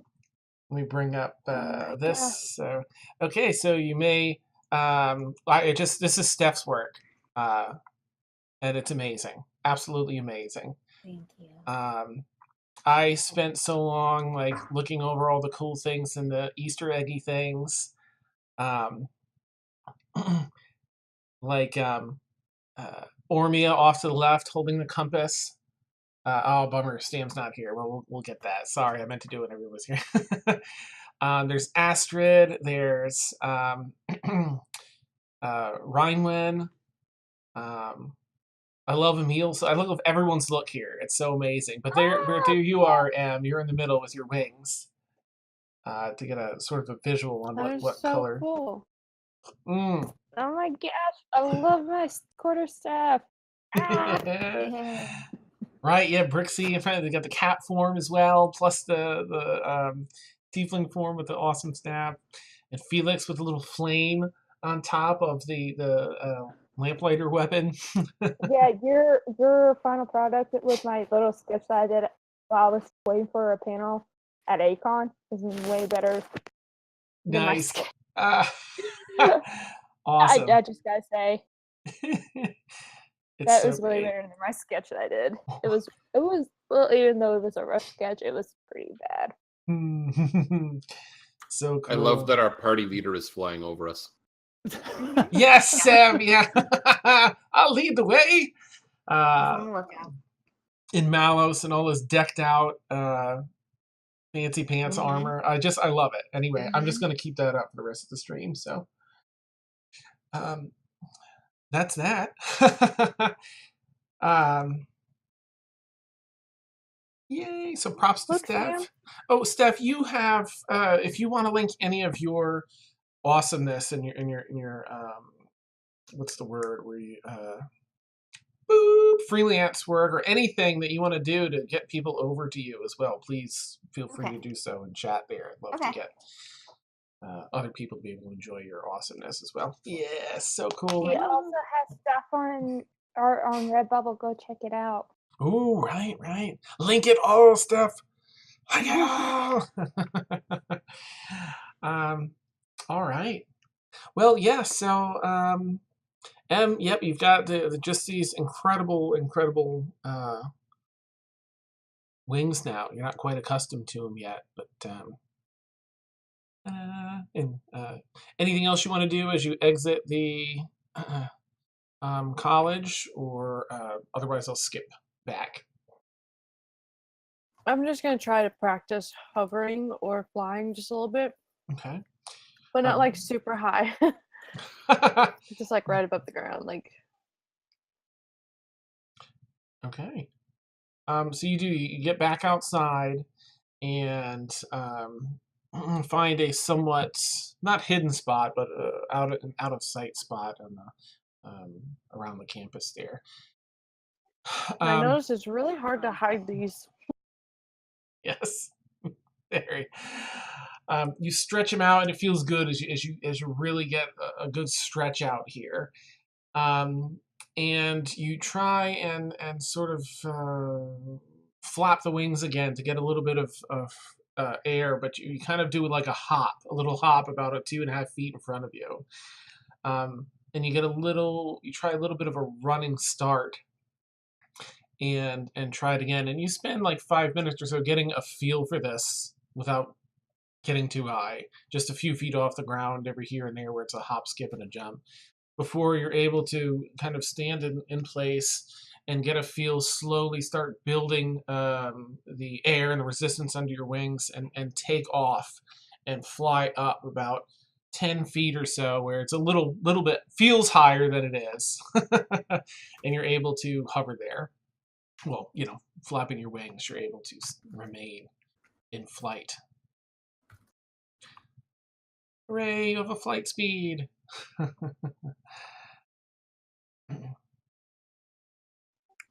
gonna have so much fun with this. Dan, all your traps are now null and void. I know. Yeah. I just fly there. Nothing happens, Dan. Oh. Wow. Awesome. Yay, I'll be excited. I'm gonna see about mhm. getting a little bit higher, like above the buildings. Okay. Kind of spend a few moments hovering up there, and then see if I can go back to where everybody else was at. Awesome. Kind Like of slowly above- at first, yeah, like Above kind the, of 100+ story buildings, or no, like, oh gosh, not that high yet. You get a good 40, 50 feet up to be above the other buildings in the vicinity. Yeah, there like are the some lower that can't. buildings. Yeah. And you find that there's stronger gusts of wind up here than down on the ground, and every so often it kind of catches you and pulls you, and you spend a little time trying to stay aloft, basically, before feeling you sort of have the feel of it, and you begin flying back toward Renoir Hall, and then probably back over towards. They're all in the Haven, which is underground, so you have to take the transit in there. But there is area to fly up there too if you wanted to continue to try that out. But you start heading back towards the rest of the party. And meanwhile, everyone else is back, and where were we even? Emil and Brixie had their little talk. Brixie meowed, so it's like a secret code talk. Sterling Sam talked to everyone, and then was I think going to bounce. So I'll let you guys take it from there. If basically this is the second week, so if there's anything you want to do, if you have more pit fighting you want to do, Felix, or if anyone has anything else they want to do, I've got a couple things that are coming at least Emil's way, and one thing for Felix. So everyone else, if you have anything you want to add or do, we can sort it out.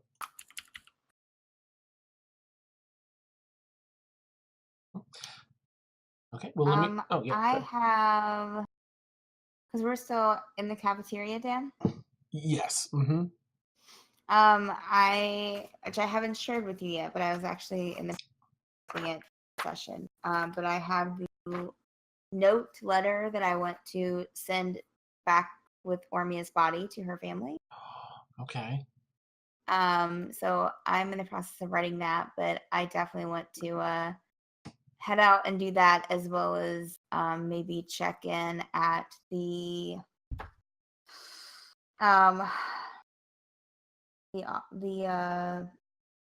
arena, wherever I need to check to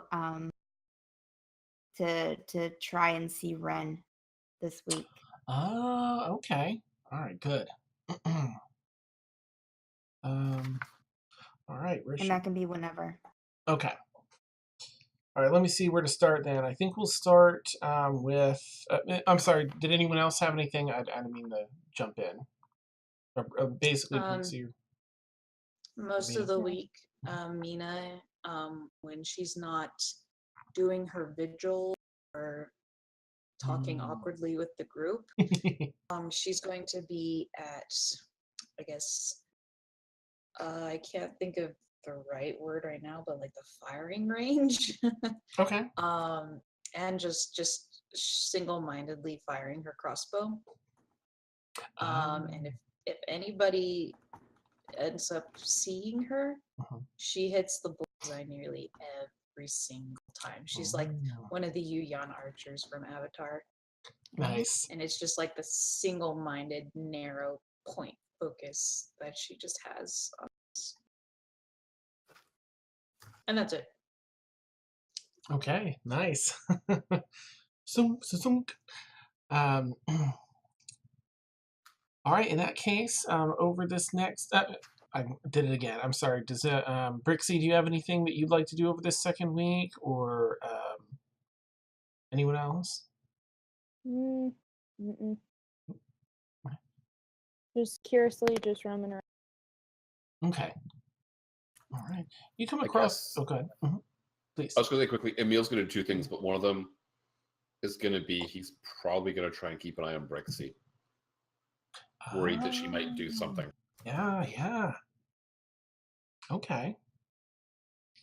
I wanna on one of the okay, so I don't think nobody's seen me yet. Oh right, So, sorry. Yep. Brixie, you're still in cat form, right?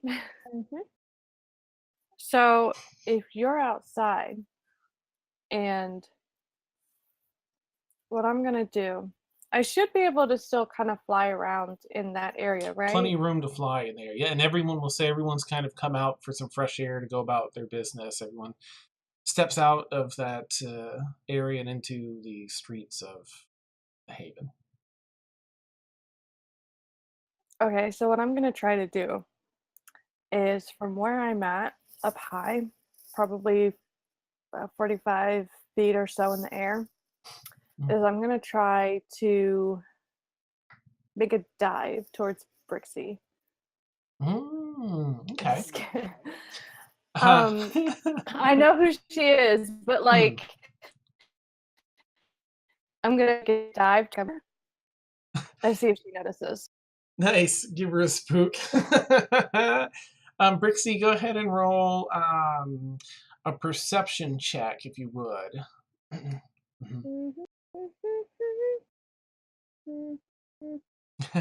Namek, yeah. Stealthy. Oh, 13. 13. Okay. Thank God for my wisdom. Do I need to roll anything, Dan? Are you trying to be like sort of sneaky about it, or just like? Not really. I'm just there. I'm not trying to really be sneaky. Okay. I'd say 13 is sort of the standard for just being barely passing. So it's sort of at the last minute, as you're within like 10 feet dive bombing, Brixie in your cat form, you kind of, meow, meow, meow. You look up like, it's this person with these massive wings that, blots out some of the light from the the ocean above, swoops down towards you. They're close-ish. But I recognize if it was M from my point of view, because she dived and left quick. I guess, what'd you get, a 13? Not quite at first. There's like that immediate reaction of suddenly there's something flying at you. Probably in the very last moments you'd see M's face. Yeah. When she does that, I kind of run quickly and hide behind something, scared, as cats do. Nice. I'm gonna come back around after that dive bomb. I'm gonna come back around and then I'm gonna land on my feet and yell out to Brixie, be like, "Hey, sorry about that." Everyone's sort of in the area-ish, and you see this all sort of take place pretty quickly. Whoosh!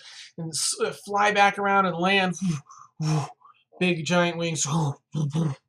Making this big flapping sound, kicking up some of the dust and dirt off the street nearby as Em lands and tucks these huge wings in on themselves, and behind her back, tops of the wings just over her head, and the bottoms go down where they're folded, I rather. think my Discord feet. froze up. Okay. Got your Discord? Let me give it a sec here and see if oh, there we go. Oh, okay. Ooh. My Discord froze up. Discord. You all see her land like that, and just as the wings come to a stance, ding, ding, ding, your feet step down. Brixie, sorry about that, she yells out, and you're all sort of in a circle sort of around her. You've cleared some way for the wings. And it's Emrysina. What? Hi. I'm back. Just as cats do, like when they're curious, tilt their head back and forth.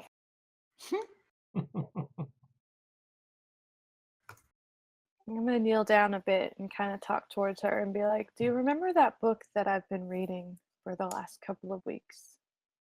You can make this call, Dan, but can in beast shape mode, can you like nod or just you have to take the action of the animal that you Well, you could are? probably gesture the way that you want.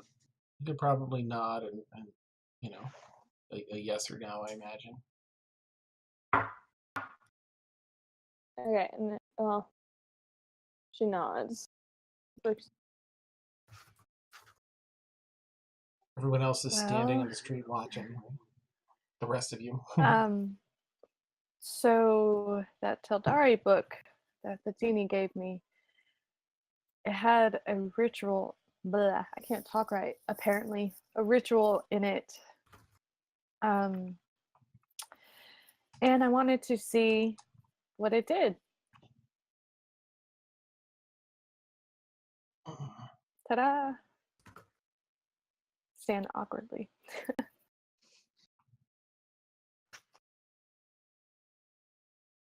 So I have wings now.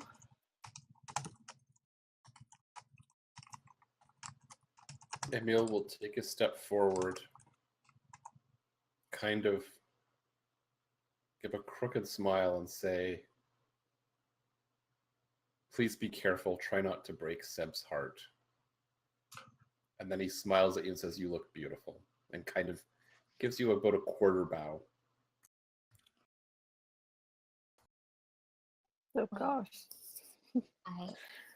I give a little chuckle and I'm embarrassed. Brixie just looks at them both like, dude. What's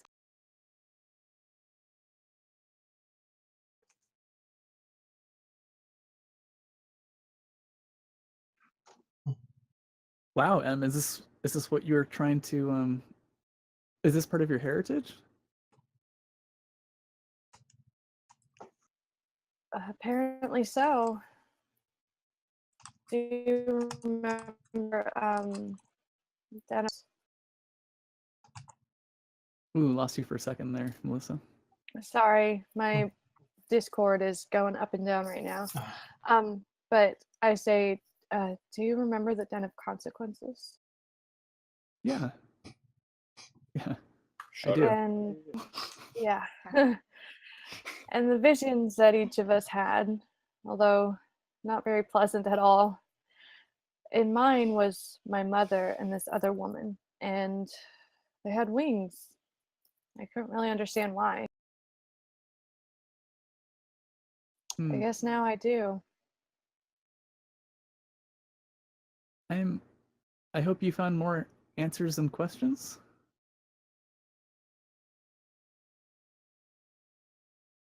A little bit of both, but yeah. Dan, have I left yet, or am I still here at the table? Just to give everyone the opportunity, I'll say you've all left, so you're there out in the street with seeing this. Okay, so I'm okay. So Kaylin would just be completely mystified and just kind of like walk up to the wing and be like, touch them, Are they mechanical or real? As real as they could get. Fascinating. I kind of bring one of the wings out so that she can touch them and look at them some more because I know that she's curious. I'll kind of just kind of like take it all in and just kind of like walk around the other side and look at it. Like fan them Yeah. both sides. Yeah, And maybe. I'll also like bring the claws out a little bit so that she can see. Oh, neat. Go like. While she's doing that, I'll just kind of like, Mina's just kind of like off to the side, just staring like, what the crap is going on? What is this den that they're all talking about? I don't know. But while Kaylin is walking around like marveling, she's just gonna kind of like discreetly cast light on one of the inside feathers, so it looks like she's glowing from the inside of her wings. Nice. And at this point, Uh-huh. I turn back into a tiefling. Oh, okay. I kind of wonder a little bit, why am I glowing? Wow. Nice. Kaylin, as you're feeling the feathers, you put your hand on them and they're very, very plush and soft, but moments after you touch them, they harden into like this diamond-like texture. Very hard and resilient. And when you release, they go back to this fluffy form. And Em, you kind of see this for the first time, like there's like a defense side to these wings. Well, I have to say, I've never seen that yet. Do they stay out all the time? No, I can tuck them in and bring them out as I choose. Apparently, they have a defense mechanism. It's incredible. And Brixie, before you, goes from cat form, stands up into full tiefling form before you.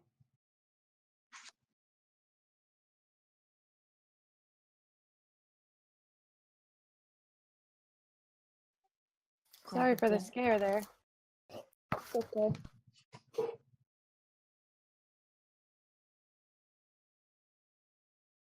Goodness, what was I gonna do? Oh, Goodness. Mina, meet Brixie. Oh, this is the first time I've seen you as a not cat. And she has some blue skin, which is a little, well, rare for tieflings, which are rare already. And seems to have these druidic type robes and clothes that she's wearing. She has that staff with a heart shape up top, and the long spot of blue tail sort of whipping behind her. It's very nice to finally officially meet you. Officially? You could Yes. say that. And then I look for Emil, pull him aside.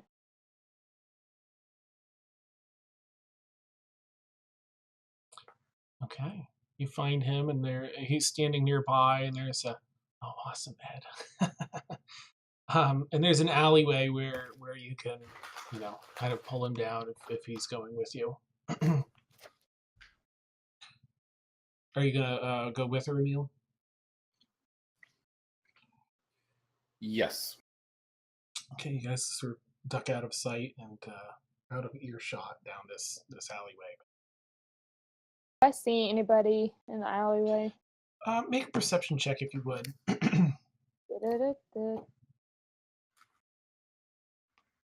Nice. No, alleyway seems to be clear, and it seems no windows down this particular alley. It seems to be a pretty secure location, private location. Look, I'm only here with you guys because I haven't had any, but I've been alone for quite a long time, and you guys seem pretty cool. So I'm here, and I walk off.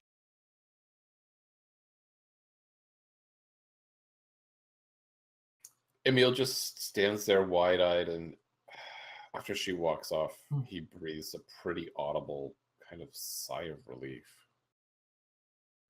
Neat. All right.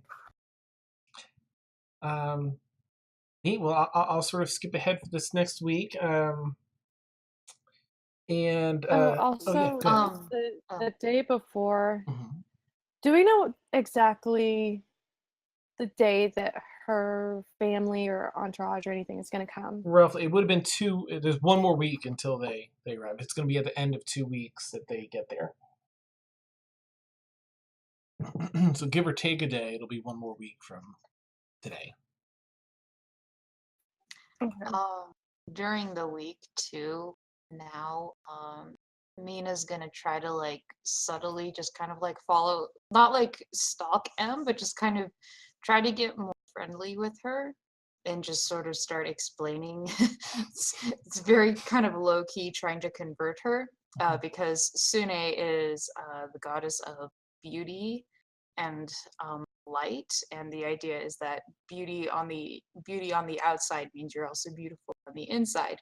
And so Emrysina is very beautiful now, especially with these wings. So she's like trying to like, you clearly you are a wonderful person because you are so beautiful. So like this whole week she's like going around like complimenting him and just being like overly friendly and like, you should come to our temple and we have so many mirrors around and you can see your wings just perfectly. And I think the priests and priestesses would just love it. And just like like the rest of the week. I'm going to try to avoid her as much as I can. Like, oh, thanks. No, thank you. Oh, that's great. I'll say it. And just to recap, It's like I'm trying to sleep here. Yeah, that's awesome. Yeah, you're so beautiful. the window. That's awesome. Not like that. Nah, that's pretty cool I though. can't smile, guys. Oh, sorry. Yeah, so it's an interesting week with some of these. Well, with that, revelation that Emrysina has wings now and all. And just as a recap, Sterling Sam talked about the Crimson Fang, that seemingly evil organization. Started out as mercenaries, but then grew in a lot of power in their whole thing now. And they're behind a lot of the larger events. They may have been involved in the events surrounding the death of Kaelin's biological father and stealing of their weapons. They may be involved in things, the fall of Bexley, where you guys started, and some of the surrounding areas, such as Bridgeport and such, out back where Felix comes from, in that kingdom of Magna Yavin, and some other goodies too. Emil, you now have the name Winifred Dalga of that vampire lady, and you know that she's some sort of really high up royalty. Yeah, I should probably just pull my notes up because my memory sucks. But that's the gist of what you guys get from her, right? Let's see. Felix, yep, They gave you a name of one of their known associates that has been seen frequenting both Bexley and Bridgeport. Kaelin, you got some more information about your family name and all that as well. Are you looking for the name? No, I think I'm not Okay, going to. I just Yeah. want to make sure. Okay. It's somewhere. Of course, I never moved it over here. And M, there's some information about your brother possibly being abducted by the Crimson Fang. Maybe because she feels that they were behind her kidnapping, and when you saved them and took away, I think she had said that they were the ones that were going to buy her. And so when you guys freed her on the ship ride over to Calais, they were like, "Who are these people?" And how do we get leads on them and Sterling Sam? Also, Scarlet Shuffletrot, the council person from Zanbora, where Ormia was from, gave you guys the deed to the keep out there. Said every adventuring party needs a place to call home, a stronghold of sorts, and bequeathed that property, 500 acres. It includes the lake in the back and the forest up front with those really huge trees. And likely the protectors that you encountered, Azalea and the Treants and such. And some other things of interest, I think is how, I don't know if I read that part, but things of interest at the keep that you partially encountered but didn't see all of it while you were there. So that's just things that I think the characters would be mulling over and thinking about, maybe discussing over this week too. But I'm going to jump ahead a little bit here and tackle Emil first, because there's two things for Emil. So Emil, probably another day or two into that second week, you're approached, but unless I already did this, and stop me, did Crystal already talk to you about... no, I don't think so. I don't think so. Okay. So Crystal approaches you, and probably in, I don't know, would you find yourself in a tavern at any point in an evening or anything? Or... Oh, I would imagine that Emil would be dicing most evenings. Ah, perfect. Okay, so she pulls up a seat at a dice game, and I'll say it's just you and one other person. Everyone else is sort of left. And Crystal sits down, and even the person you were playing with ends up, leaving to go about their business. So it's just you and Crystal in sort of a secluded location playing these dice. And she does, perception check and looks around, makes sure that the area is secure and nails it. Okay. Says, well, I've been contacted by my the one I'm apprenticed to, my master in the Harpers, and good news. He said that you have been promoted from an initiate to a full-fledged agent of the Harpers. You get a number of perks with that. First is someone will be contacting you. You'll become an apprentice to a higher-ranking member, but they're still figuring out who it's going to be, and they'll contact you as soon as they sort that out. Whoever they choose will find you and contact you. It comes with a little more, we're not all about prestige, but it is nice to have a little more say in what missions you might take on and which you may not. We all have, we're all working towards a common goal. We do have some issues that are a little more sensitive to us than others, and it's nice to be able to turn down a mission or give it to someone else. And we also get a little more in the way of supplies to carry out our missions. But the stakes are a little higher with the missions we're usually given. I'm an agent, so we're the same rank in the organization now, and that's sort of exciting. She says she kind of, scratches behind one of her horns.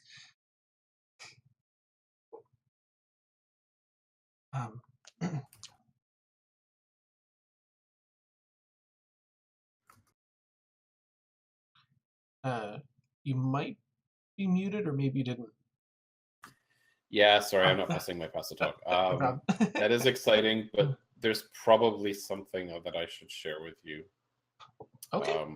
I may have contracted some form of pre-vampirism.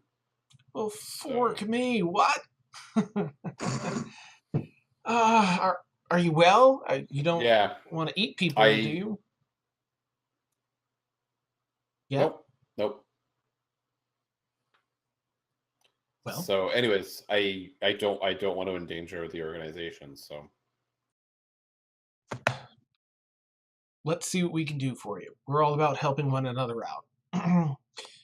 there's a difference between someone that's contracted something that might lead to something else and someone that's going out and eating babies. And you seem to be the former still, much to my relief. So let's see what we can do for you. I appreciate that, and I am excited about, I'm excited about this news, but at the same time, I don't want to become a danger to those who can't protect themselves, or even worse, those who are trying to protect others. I understand. I will.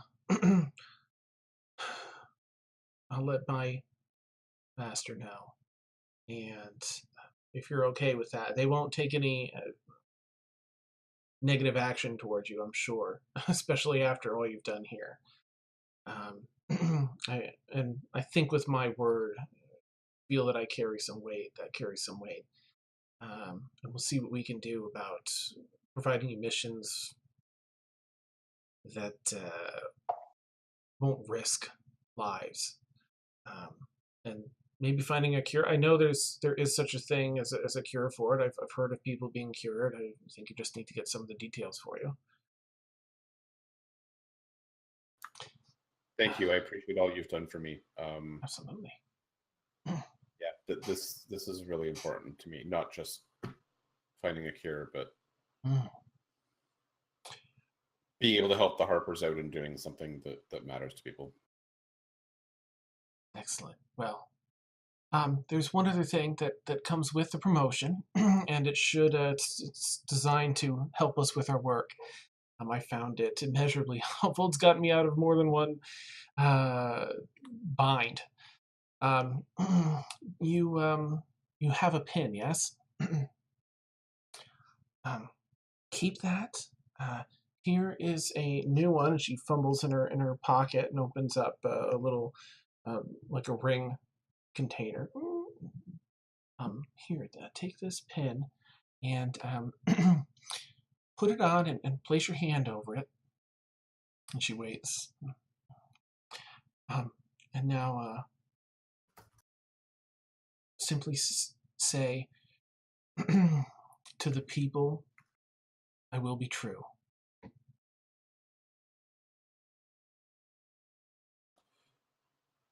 To the people, I will be true. While this is going on, can Brittany just quietly watch the, like, not close, but close enough to where she can see? See Emil? Mm-hmm. Probably not in this case, only because Okay, cool. yeah, what's her name did a perception check first to see if there's Okay.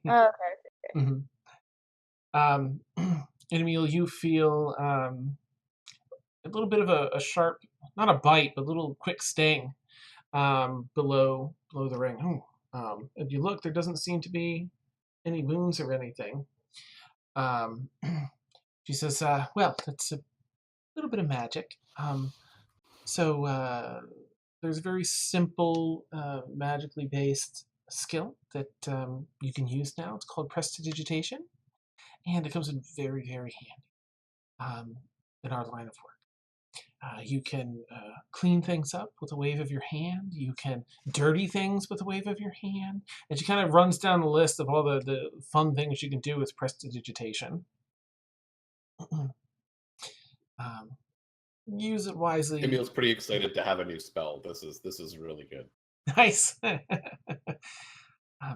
are, of course, some perks. They do look out for us and offer things like this, especially as we rank up to help us in our line of work. So that's all for today. Workday vampirism. We'll get to the bottom of that. We'll sort that out. I wasn't ready for that. I wasn't expecting that, and I'm sure you weren't either.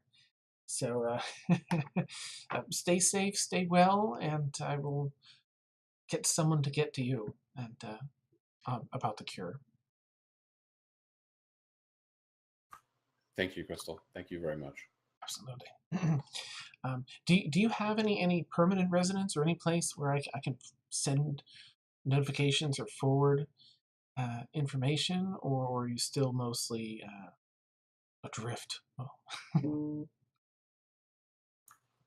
I hope to be adrift the rest of my life. Yes, I completely understand that. She chuckles. All right, very, very well. Well, good day. And she heads off. Okay. Now, Felix, did you want to do any more pit fighting? No, but I'd actually like to work on those things I messaged you about, the cooking stuff. This was like a couple weeks ago. Dan quickly Probably don't looks at remember. messages. Neat. Well, I'm at, something moderately interesting happens. Let's see. Oh no, that was you.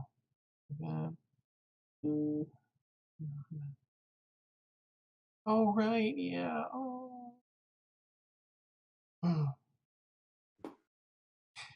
Oh, that's so great. I totally forgot. I even did the teary face because I'm like, yes, so great. Okay, you know what? Go ahead and if you do the former at like the with the help of someone with arcane knowledge, you won't even have to do a roll because I think that'd be pretty simple. Oh, what happened to my message? Was that the ice thing? Yeah, the ice thing. Okay. Excuse me. The Don't die. I know, I'm right? not joking. Right down the back of my throat, and it's just chilling there now. Oh, that's so cool. I guess roll. You have 2 culinary rolls, right? There's like an Right. intelligence and a dex. Do an Right. intelligence one first, if you would, with advantage, because you've got plenty of time to work on this. Okay. Thank you. While he's rolling, Dan, I Mhm. forgot. I want to I want to just find a jeweler in town. Unless someone in the group will be able to help me and get them to incorporate Mina's husband's wedding ring into her holy symbol. I think Emil had offered if you want to follow, if Mina wants to take him up on that. Okay. Otherwise, you can look around. No? Oh. Okay. Yeah. She will. Okay. It's like, oh. She will ask. And Felix, let's check here. Oh, geez. Okay, so the second item in the design, you think of a couple ways to totally make this work, and last as long as you want it to last. Be ready.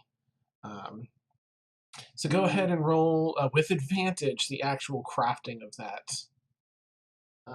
Culinary. Sure. What role would that be? Is that the the culinary dex? Yeah. Mm-hmm. Okay. With advantage with a super low DC because you did so well in the thing. Oh yeah. It's a masterpiece. It came out just the way that you wanted it to be. Wanted it to come out. I'm gonna be here.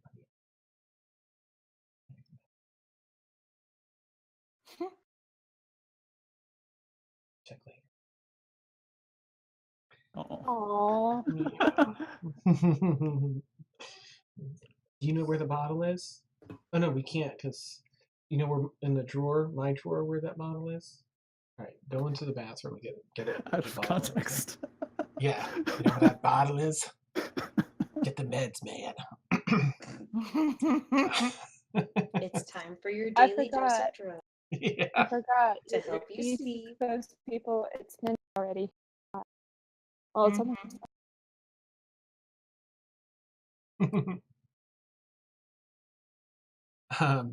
Neat. Yeah, fucking okay. Having trouble sleeping.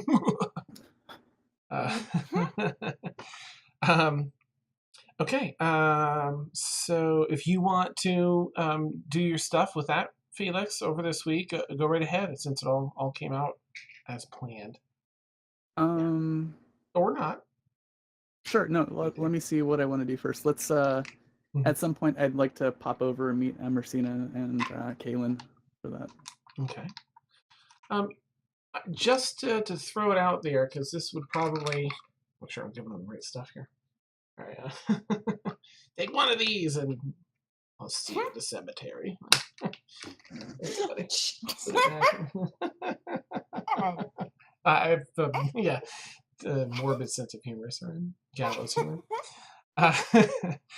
So Felix, after the whole initial M setting and everything, I would say probably that night when you go to rest and you take off your day clothes and stuff, you find a crinkle in a pocket. You hear a crinkle and find a note in there that apparently Sterling Sam tucked in at some point or another.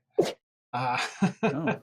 hmm And it basically, I can type it or I can say it out loud. It's nothing. Sure. Yeah, just go ahead and say it out Okay. loud, I guess. It basically says, Felix, I have, while in the past I've been able to procure assistance in getting messages out from your friend to you. Word has reached me that he has escaped from the confines in which he was held, and that while he wasn't able to send a message this time, he was able to send his sentiments that he wished he could leave and catch up with you, but he's taken up the resistance to Bexley. It now supports resistance in both Bexley and Bridgeport. Both are in the same condition, if not worse, but he's doing his best to fight back. I'll read it through a couple of times just to make sure I memorize everything in it and just stuff it back in my pocket. Okay. Neat. Sorry. So that's sort of that. I didn't want to forget it. Of course. So yeah, you at one point find yourself. I already forget where. With M. Let's see. I'll probably just head up to Emrysina's room, kind of when I know she'll be in there. Just like knock on the door. I'm pushing a big cart down the hallway of the hotel. Push a cart down the hall, and Em, you hear a knock on the door. Who is it? Hey, Emrysina, it's me, Felix. Oh, just one moment, and I'll get up and open the door. Hi.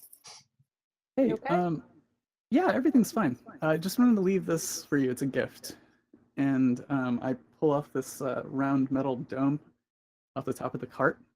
And inside is actually a ice sculpture of an owl bear. And it's really frosted over. The ice is kind of melting a little bit. And you see something right in the center. What is that? It's In a the gift middle. for you. Yeah, it's a it's a present for helping save me. It was I've been doing a lot of thinking, and I owe you and Kaylin a lot for bringing me back. So it's a small token of my appreciation. You owe me nothing, but I appreciate this gift. It's beautiful. Well, it will melt. I take out my notes eventually, and once it does, enjoy. Thank you. Sure. I'll take the cart and kind of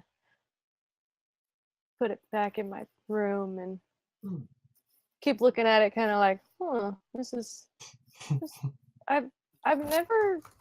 nobody has ever done anything like this for me before. And eventually the owlbear gets smaller and smaller, and it reveals a wax canvas bag that has a little tie string at the top. I take it and kind of look at it. I'll open it up. Like, what? Dan, do you want to take this one, or? Yep. Okay. Dan said as he scrambled back. I to his don't want to notes. like take over DM duties or anything. No, I gotcha. Awesome. What's going on? Yeah, so you.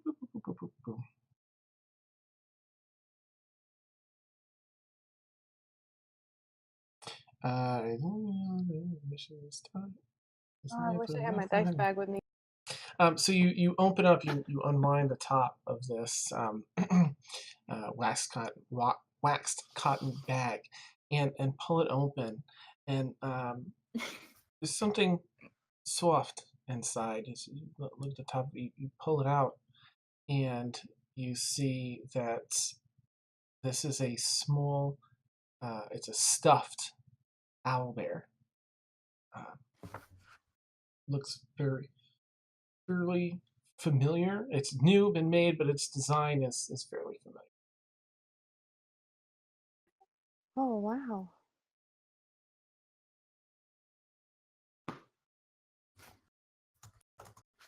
Felix is long gone. He turn around, there's no one at Please the door. take it off. Squeak, squeak, squeak! The wheel goes back down the hallway. Neat. I forgot. So it's probably like a kid-size stuffed, yeah. Like for reference, see Mariah. Yeah. That's great. Thank you very much, Mariah. It's perfect. You're welcome. I have a moment where I'm just standing there kind of shocked, and then I sit down on my bed and like I just have tears coming out. Like I'm just so overwhelmed and grateful. Like I don't know what to do with myself. So I'm just sitting there kind of tearing up. But they're happy tears. They're happy tears. The camera pulls out of the room. Around the corner. Oh, that's beautiful. And fade to black. Yeah. All right. That's amazing. Oh, I'm sorry. You have more, right, Felix? My bad. Sure. I don't want to take up all the time tonight. We can do the other one later if you want, or I can go now. What time are we at? Yeah, let me jump around quickly because I feel like we can get the rest of the things in and be sort of ready to roll on the top of this one. Okay, so Kaylin is Probably a good idea because my lights are flickering. Oh It's my super gosh. windy outside. Oh no. Yeah, the east part of Oklahoma, Melissa, is under a severe thunderstorm watch. So, Yikes. yeah, that's Oklahoma weather for you. Whee! So Kaylin, you go to check on Ren. You're getting a lot of not being brushed off, but being bounced around. It's like, it almost feels like a wild goose chase to discover Ren's location at this point, or his condition. The only people that give you any relevant make an investigation check. Really should be based on that. So, Okay. Yeah, I get to roll something. woohoo! Hooray! Okay. I think with that, you get different answers until you get to those generals that you were sort of directed to earlier on. Excuse me. And they're still not giving you an answer, but they're basically just saying the abduction of his son weighed heavily on his mind beforehand. The weight of the outcome of this civil war weighed heavily on his mind and heart as well, and that the stress is of losing Ayler. It's just been so great that he needs time to recover, and that he's just simply not in any condition to see people. And so they're not giving out his location as he's technically their leader. And they apologize. I mean, they're not rude about it. We're so very sorry. Just even for you and your friends, and I know you know him from a time since past, but we just want to ensure that he has nothing that stirs any of these emotions. We fear certainly seeing you may remind him of his son, and he's had we fear a touch of madness beforehand, and now he simply needs rest and peace. I hope you'll understand. I just want to know that there are people taking care of. Yes, that I can assure you. And it looks around uneasily. Okay. I will check back at another time, see if he's any better. If he's not better by the time that we leave this area, I'll contact information with.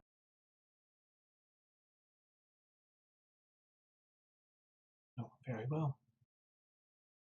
All right. You do follow up before the end of this second week, and they still don't have anything they're ready to update you with.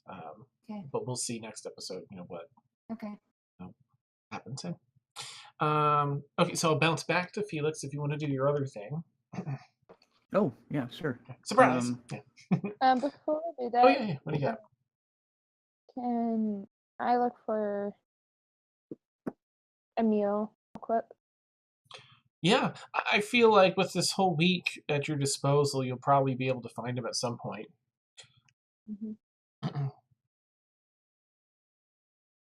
So you find, we'll say, he usually goes in for a spot of food or drink in a cafeteria or tavern down there in Haven in the evenings. So you walk in, you see him sitting alone at a table in the back. I forgot to mention. I walk up to him and I say, I forgot to mention this in the alleyway, but if you ever need help, just let me know.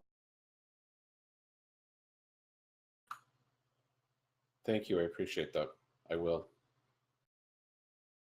He gives like the biggest smile and then, oh no, no. Oh, no.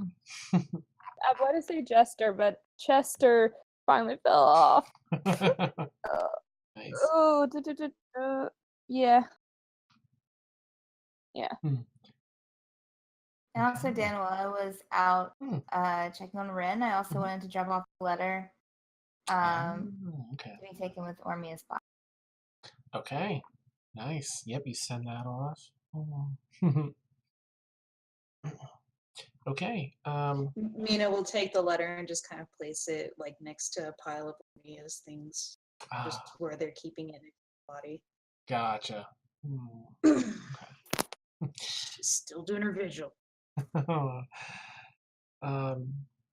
You know what, Emil, if you want to roll a silversmithing or jeweler's check, a deck space, but I think there's only one, but if there's more than one, then the deck space one. While you do your second thing, Felix, Emil can be working on that. So, cut back to the hallways of the hotel. That's awesome. This time, Just shining. yeah. This time, Felix is heading over to Kaylin's room. Knock, knock, knock. Kaylin opens up the door, like book in hand, of course. Felix, is everything okay? Oh yeah, everything's great.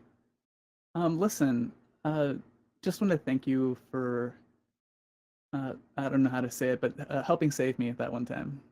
It means a lot to me, and I've been doing a lot of thinking, and I never really got around to thanking you or Emrysina, so here's a little gift to show how much I appreciate you guys. And it's the same setup almost, except that instead of a metal dome kind of covering it, it's just a dome of chocolate. And then there's a little pitcher of warm chocolate on the side. Yeah. So you pour it onto the other chocolate. That's awesome. Do I pour this over the chocolate? Do I pour this over this? Yeah. So she picks it up, slowly pours it over. Watches in And amazement as I'm guessing the chocolate melts. yes, as the chocolate melts, you can see that there's something glistening in the bottom as the whole little portal starts getting bigger and bigger and bigger. And eventually you see a golden bookmark. She gets a little chocolate on her finger and she's kind of like sucking the chocolate from her finger. Wow. Rubs your hand. Oh, I'm sorry. I didn't realize. Oh, it's a little messy, isn't it? Oh, it's fine. It's fine. Wow, it's a bookmark? Yeah. This is There's like great. filigree and stuff in it. Oh, it's wonderful. Thank you. And she immediately puts it into her journal, closes it up, looks at it, opens it up again. It works great. Thank you so much. And she gives Felix an awkward hug. And yeah. And kind of, wow. And pulls a biscuit out of her bag and starts sopping up the extra chocolate with the biscuit. Because you can't let chocolate go to waste. The chocolate. Did you make the chocolate? I did, yeah. I'm trying to work on desserts now. It's a new. I guess I'm trying to expand my knowledge of cooking, and desserts seemed like a fun thing to start working on. As she's stuffing her face, and well, if you ever need anyone, the desserts, you can always. I'm always around. I'm around to help. Sure, I know where to find you. Oh, Have a good night, Caitlin. Thanks. Just looking at her, testing her bookmark in her book. Fantastic. All right. I think we have one more Emil goodie. Towards the middle of that second week, a familiar face approaches you. Teen in her maybe like 16 or so, the short, messy, bright red hair with the freckles and everything. And sort of like a poor person's rogue outfit approaches you. It's Nala. And she kind of seeks you out as you're walking down a street. Just, psst, psst. I will try and put on my best smile and walk over and speak with her. Hey, I just wanted to say thanks again for letting me off the hook. It really meant a lot to me. It gave me that extra chance, and it really helped me see things in a different light. And I want to do, and she may have said some of this before. I'm not sure. I want to do more than I'm doing here, and I feel like your fight and your vim and vigor for the plight of the people and helping people just speaks to me so much. I'd really like to help you, whether that's getting information for you or guarding a safe house for you or a homestead if you have a homestead. I just want to make more out of my life, and I feel like you've offered me direction where I haven't had any before, and you're someone I feel I can trust. Do you have anything like that I can do and be um, at least able to learn from your example by being in your proximity and helping in some way? It'd mean a lot to me. Dan, can I insight her to see if she's got a crush or if she's just like being straightforward. Gotcha. Yeah, absolutely. Of course, it's the rogue who gets the fangirl. No comment.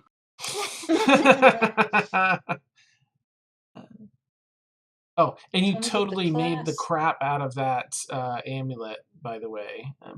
But your insight is like, Inspiration. I think I have it from the die roll. nice. It's not going to save my insight, but I might get to 5. Yeah, go for it. It's a D8 Nice. now. Nice.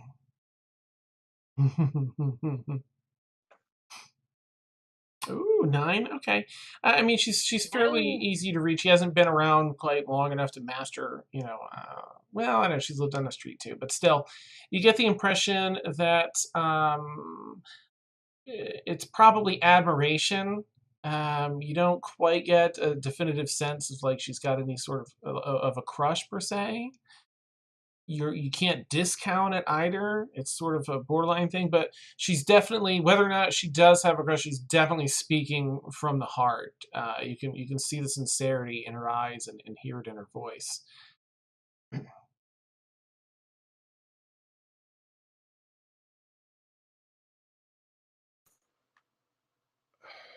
Nala, I'm flattered. I really am. And I understand where you're coming from because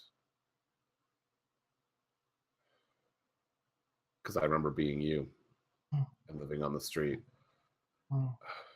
I don't plan on being here much longer, and I don't plan on ever settling down in any one place. And I think that might make it tricky. I don't know. I would love to help you, but I'm not sure I know how I can. I understand. I know it's asking a lot anyway. No, and you're absolutely the kind of person I would like to help. I'm not so far beyond where you are now that I know how to help. But you've been a good friend to me, and you've been a good friend to all of us, and I hope our paths, cross again someday soon, because people who want to do the right thing and actually act on that impulse are pretty rare in the world. So it's good to know people like you. It's awfully kind of you. Thank you. And really, you've helped me so much already. I hope for the same. I hope that we're able to meet again and maybe help those in need together in some way. But it'd be nice just to see you again and know you're safe. Anyway, thanks. I appreciate it. Sorry again, to take your time and all. And, just know you'll always have my thanks. No apologies needed, my friend. We will meet again. Okay. Bye. She turns and kind of scoots down the alleyway back through the city.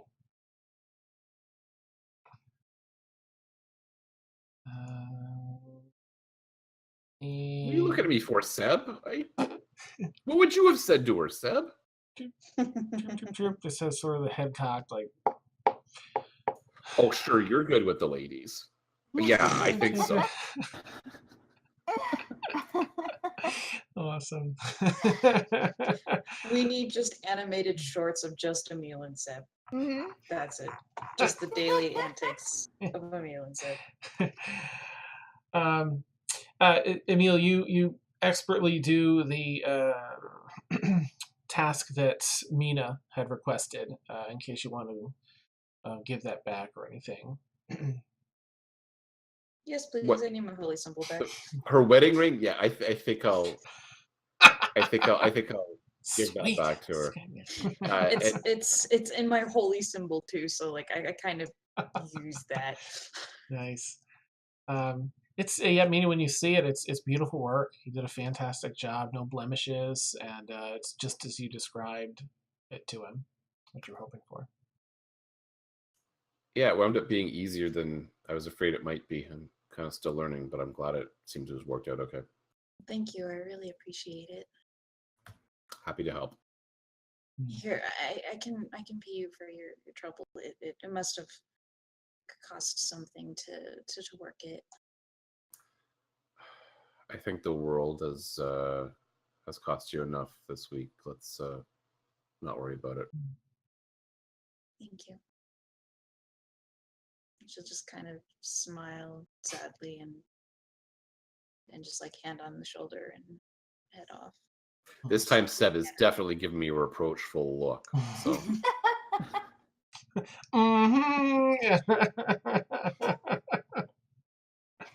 That's awesome. And with that, we'll fast forward to the end of the week. It's been just a little over 2 weeks, and you find that you've all been summoned to that strategy room as Ormia's family has arrived to claim the body. And that's where we'll end tonight's session.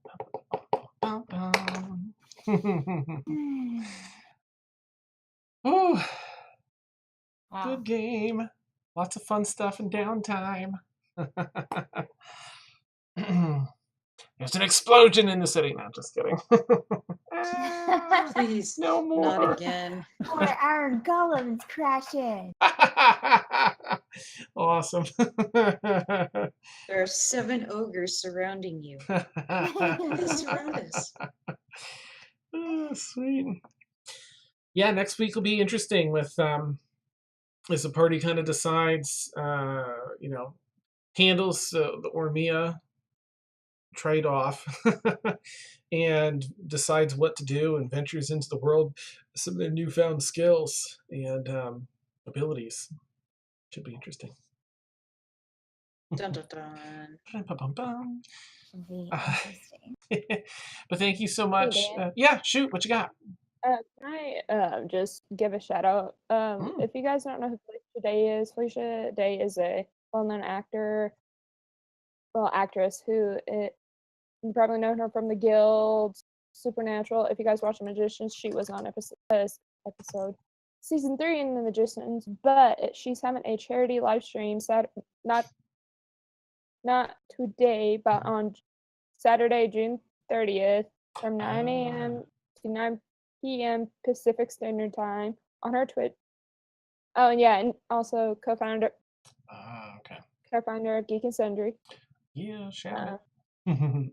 And she is like the whole separating families from their children on the border.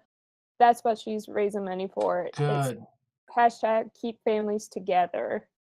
The Racies, So, I yeah. think. They're Horwitz. Yeah, so Awesome. if you guys know what I'm doing, Yeah, check it out for sure. That's a good, good cause. Twitch.tv/Felicia Day. So if you guys don't have anything to do next Saturday, yeah. Nice.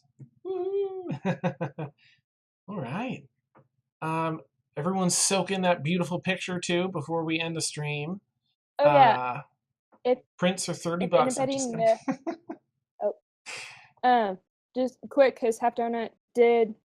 I forgot. If you guys know any Twitch partners in the LA area, please let Felicia know so she can get in touch, because I just looked on her Twitter. But that tweet is that she's looking for partnered Twitch people. Oh, she's in the doing LA something area. new? Interesting. Oh, Good. and Half Donut said that she's looking for guests to be guests. Flog! More flog! No. Whee! Neat. All right, thank you, Mariah. Neat. Very cool. Yeah, so Steph, a special thank you to you again for making this masterpiece that is so beautiful and is totally my desktop backgrounds. Yes. Just incredible. Just incredible. I like the shadow. I wasn't sure until you mentioned it. You're like, and the shadow over there is you. Oh yeah, the shadow over there. That's beautiful. Yeah. The shadow to the right on the Hmm. floor is meant to represent Dan as the DM. I'm in there, yay!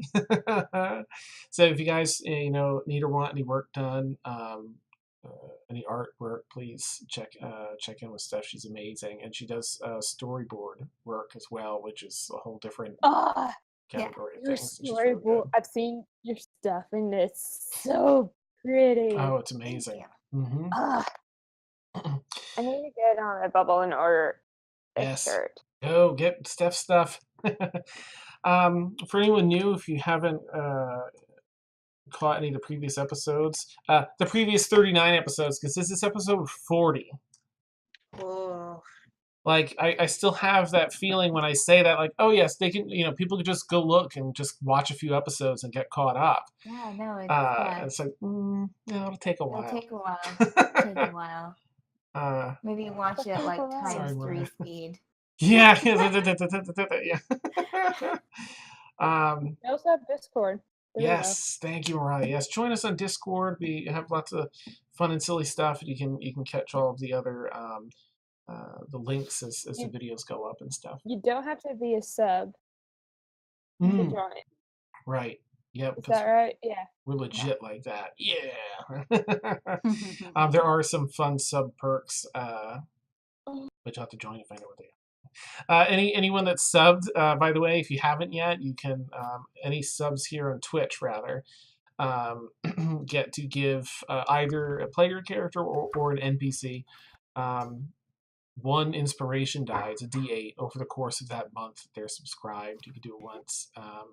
You can give it and just let someone hang on to it, or you can give it in the moment, like, quick, use this. And one of the handy perks of subbing. Chat, thank you so much. You guys are hilarious as always. It's great reading chat and hanging out with all of you and players. It's just wonderful. I so look forward to this every week. Thank you for brightening every single week of my life for the past 40 weeks. And Yay!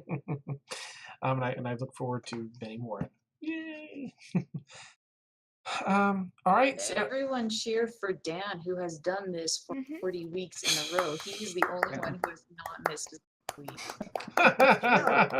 Good on you, man. Yay! I have to think, actually. I feel like I'm not gonna miss. I may, but I don't think so, because I'm going out to visit. We're going out to visit my folks in Rhode Island towards the end of July. But I think we're gonna be back by. I think we're not leaving until like Saturday, so I can probably do this. But if we're leaving Friday, I might have to miss it, and I've got to go figure out which day it is. So, I know. It's good. I think I'll probably be missing that Friday too. That last Friday in July. Yeah. Oh, I think I'm doing it on like the 21st or something like that. Okay. But Gotcha. I'll keep Hey, everyone posted. Dan, I would like to talk to you because if you are ending up, if there should be a game, kind of like what Critical Role does, like do a one shot. I'd definitely be up for that. I would actually like to do a one shot so I can get some things worked out for the module I'm writing fixed up. Cool. Yeah, if you guys want, either make a post in the group or in the Facebook chat, and we'll see. And you guys can sort out Dan like for turns. Yeah. Dan for King, Dan for Emperor. Awesome. Dan. Oh, thanks, Randy. That's nice. Goodness. Not too much now, guys. Given You're I am I mean, you're just only boosting his ego, Randy, so. It's already like super inflated, so. Well, have a great night, everyone. Thank you so much. We'll catch you all next Friday. We stream every Friday night, 10 to 1. Bye-bye. Thanks again. Bye.